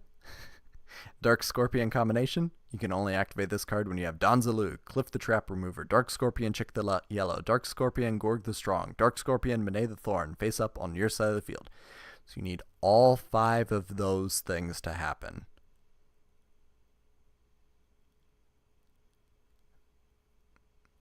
During the turn this card is activated, any of those 5 cards can attack your opponent directly. This is the effect that I said needed to be on a field spell. But it has such weird downside for this card.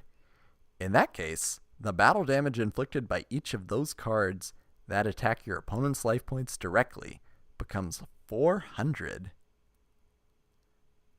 Would it have been too much to try to like quickly calculate? I think it's 14 plus 18 plus 1,000 plus 1,000 plus whatever Clip the Trap Remover is. It's not an OTK. Even if they did full damage, it doesn't one-shot your opponent. I don't know why this card is like this. Oh, but I just realized they're beating up on the Goblin Agreed in the background. Oh, that's weird. Oh, I get it. They're actually moving past the Goblin Agreed and attacking the player directly. Oh, that's cool. But, yeah, you don't play this card. Put it next to Mustering. Mustering is... I guess we put Mustering in acceptable in Archetype. You do play it, but man, is it hard to play it. Next up, Archfiend's Roar. Normal trap. Pay 500 life points. Then target one Archfiend monster in your graveyard. Special summon that target. If it cannot be tributed, so in any way. Destroy it during the end phase of this turn. There are ways to get around the it cannot be tributed. I think Puppet Magic of the Dark Ruler doesn't tribute, it just banishes as a cost. So you still can use it for things, but what's super interesting is you use Archfiend's Roar, you get back Terror King Archfiend. Terror King Archfiend can be special summoned without a problem. It destroys itself during the end phase, and then you discard Deathstroke Archfiend, and you get back your Terror King Archfiend, while loading up a Dark Attribute monster, or a Light Attribute monster in your grave for your Chaos plays. The deck, it really does work. This card's great.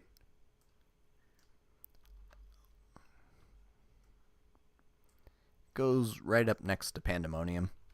There's some really good applications for it. Just wish Archfiends were a little bit better. Next up, Dice Reroll. Normal trap.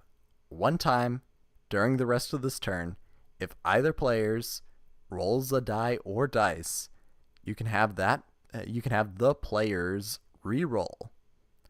You can only gain this effect once per turn. This card is terrible. Like, what is it? Second coin toss exists for coin tosses. Already you have better odds because the coin toss is 50-50. A dice roll is 1 in 6. Sometimes it is 50-50 with the dice. Certain cards will have even or odd results, but dice reroll is just such bad. I don't like it. It makes me sad. It's so bad.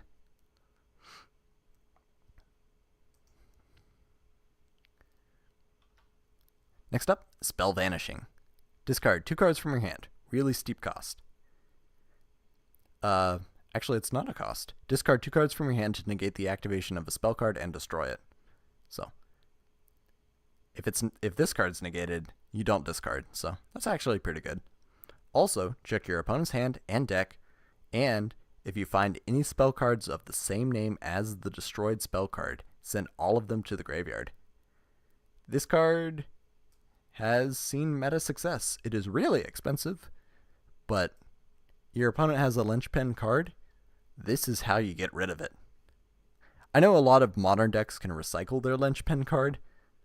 Like, Invoked, for instance, really cares about Alistair and Invocation. Still, can you imagine your opponent activates like Toon World or Toon Table of Contents and there's just, no, you don't get it. This card really does shut down a lot of things, and it had some meta success, and I like that. This is followed by Sakuretsu Armor. When an opponent's monster declares an attack, target the attacking monster, destroy the target. So, targeting removal. But it was meta at one point. For a long time, actually, you'd play Sakuretsu Armor. I guess the only time you wouldn't consider this card is when Dimensional Prison came out. Now there's some other options, but for a long time, this was pretty premium removal. Maybe you were playing Widespread Ruin instead, but still pretty good. Next up, Ray of Hope. Select 2 light monsters from your graveyard, add them to your deck, then shuffle your deck. I just don't see the utility. I agree, Spell Vanishing gets power crept, but it did have some medic success. Also, Sakuretsu was limited for quite a long time. I agree with that too. Another removal option is Blast held by a Tribute. When an opponent's monster that was Tribute summons declares an attack, destroy as many face-up attack position monsters they control as possible, and if you do, inflict 1,000 damage to your opponent. This card's just great. I know for a fact it's had meta success, and it is just mass removal and damage. It is a great combination. It only works in Tribute-focused formats, but that's a lot of the dual monsters era.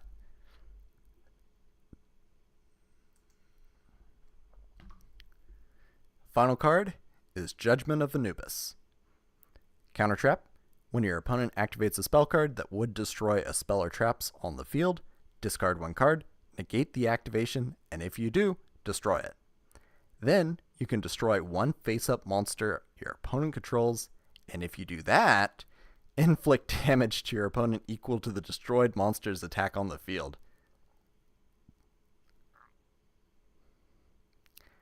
So, Judgment of Anubis has a lot of conditional logic in it, which is really funny.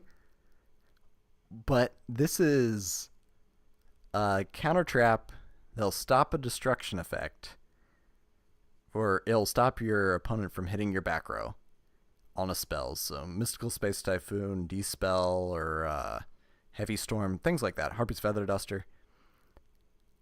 And it doubles as removal and burn damage. This card does a lot, but I think it's worth that discard cost.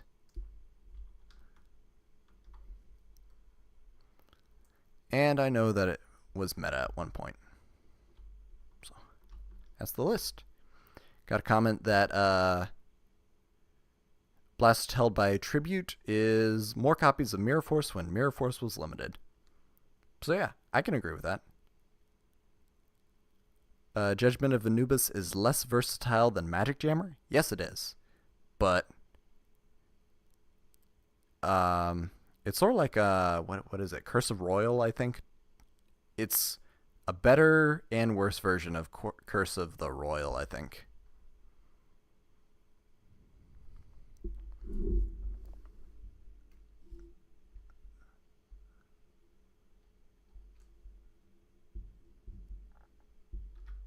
Oh, that's not how you do that. Ah. And we should turn off the overlay. Do.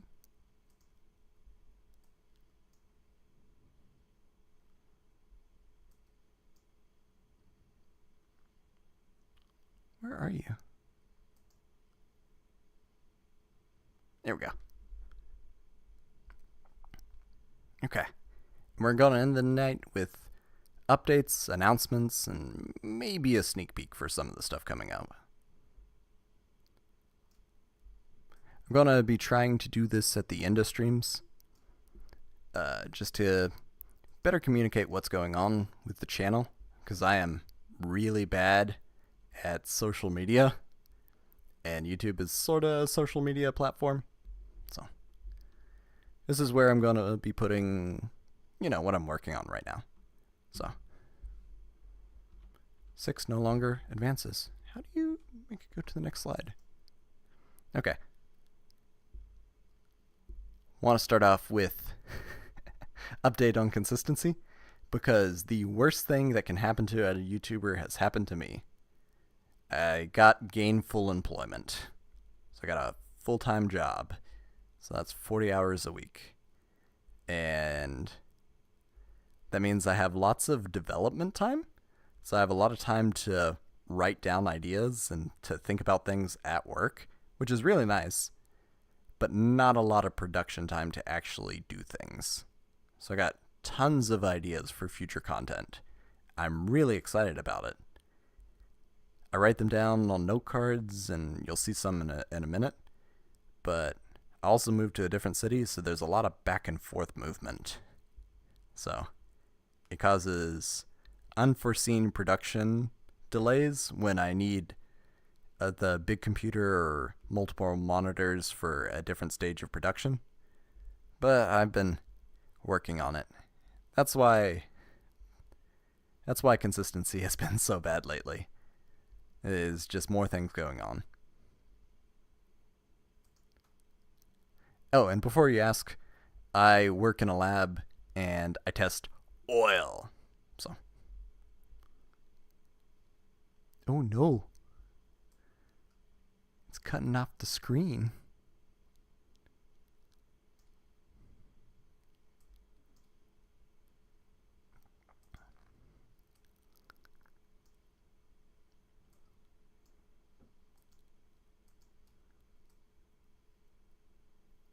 I think that's better.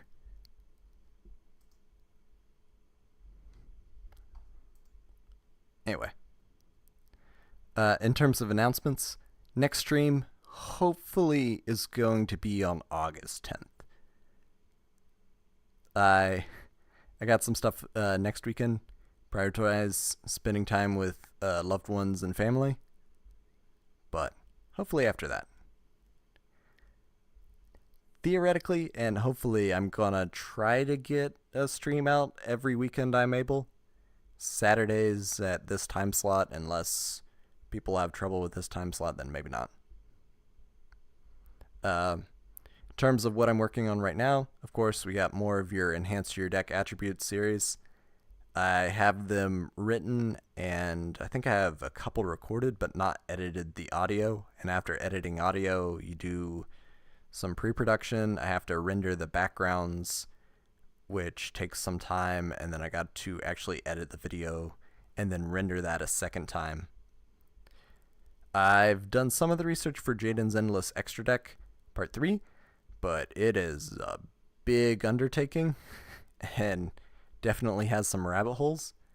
And eventually, I'll get to the Q&A. I am trying my best, but it is a big project. Like 40 different questions, and I think the script I have so far answers 3/4 of them and is already 20 pages long. So that's why it's taking so long. I wanted to do the stream after, like in the Q&A with a big announcement. Because that was the most common question is, when are the streams coming back?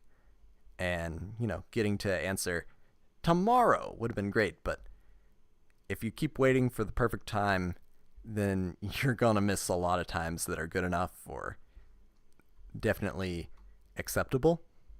So, trying to work on that for consistency. Okay. One thing I wanted to add, but I'm having trouble a little bit with format, is updates on what archetypes are in the game at the end of these videos. So for instance, right now we have Gravekeepers, Amazonas, Dark Scorpion. I think you might be able to run a Dark Magician deck. I think the standard I'm going to have is like 5 main deck cards, because Burning Abyss had like 5 cards when it launched, and it was out the gate running. It had Fire Lake, Tour Guide. I know Tour Guide's not a Burning Abyss card, but Sir Graf, Graf Scarm, and Fire Lake, and then Dante. And that was it. That's all you needed. Burning Abyss was ready to go with only 5 cards. So I think talking about the archetype, how it's doing right then, would be really interesting, but it might also be a little weird. Oh, Guardians. Guardians is another archetype that technically exists at this point, although they only have, the 1 card, the Arsenal Summoner. I think that's all the support they ever get. Question of when do you start including archetypes into the ranking? Like Dark Magician is in the very first set, but it's not really an archetype until you get Sage of Stone, Dark Magician Girl, Thousand Knives, Knight's Title, maybe? Knight's Title is not that bad. Dark Magic Curtain, Magical Contract Door. There's a whole bunch of Dark Magician support that comes out later. Skilled Dark Magician, Dark Paladin. Anyway, a lot of stuff. Oh, you're right. I forgot about Pug Prince. I keep forgetting about Pug Prince.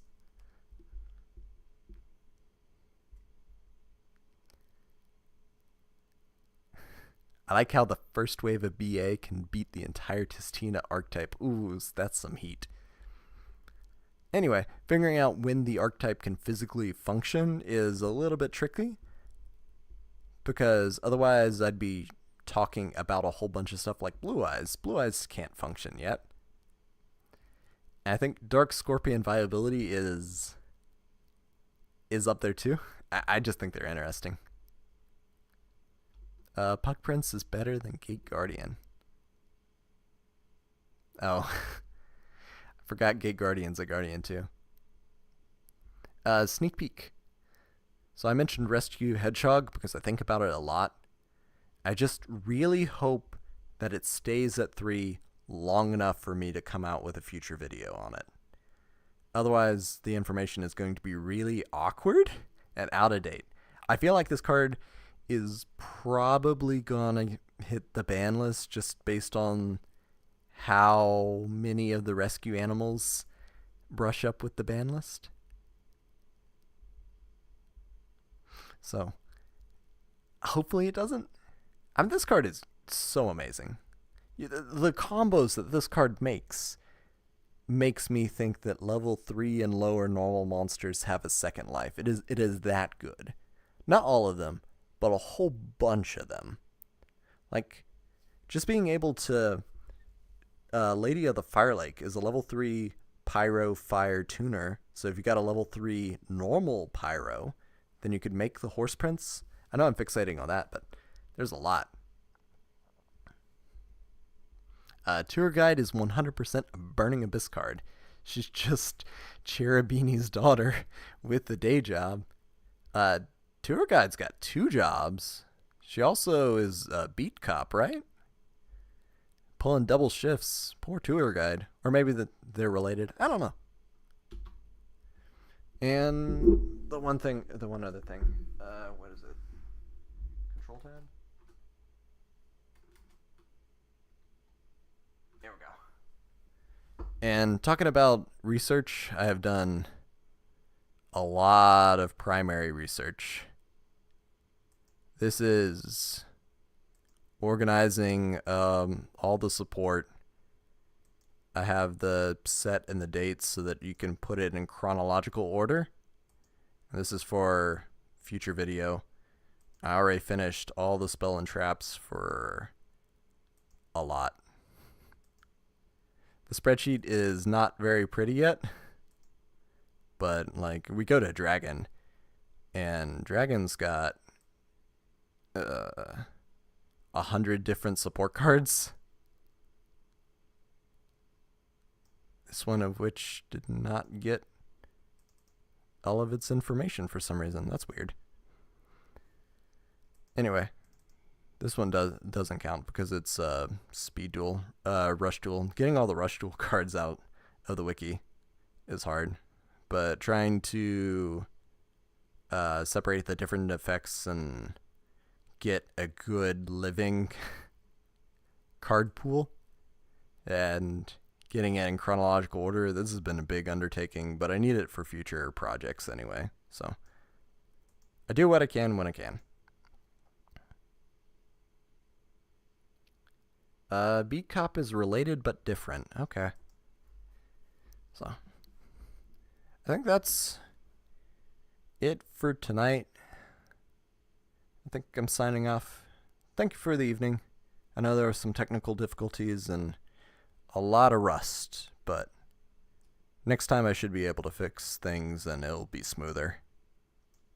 Till then, hopefully August 10th, I'll be seeing you.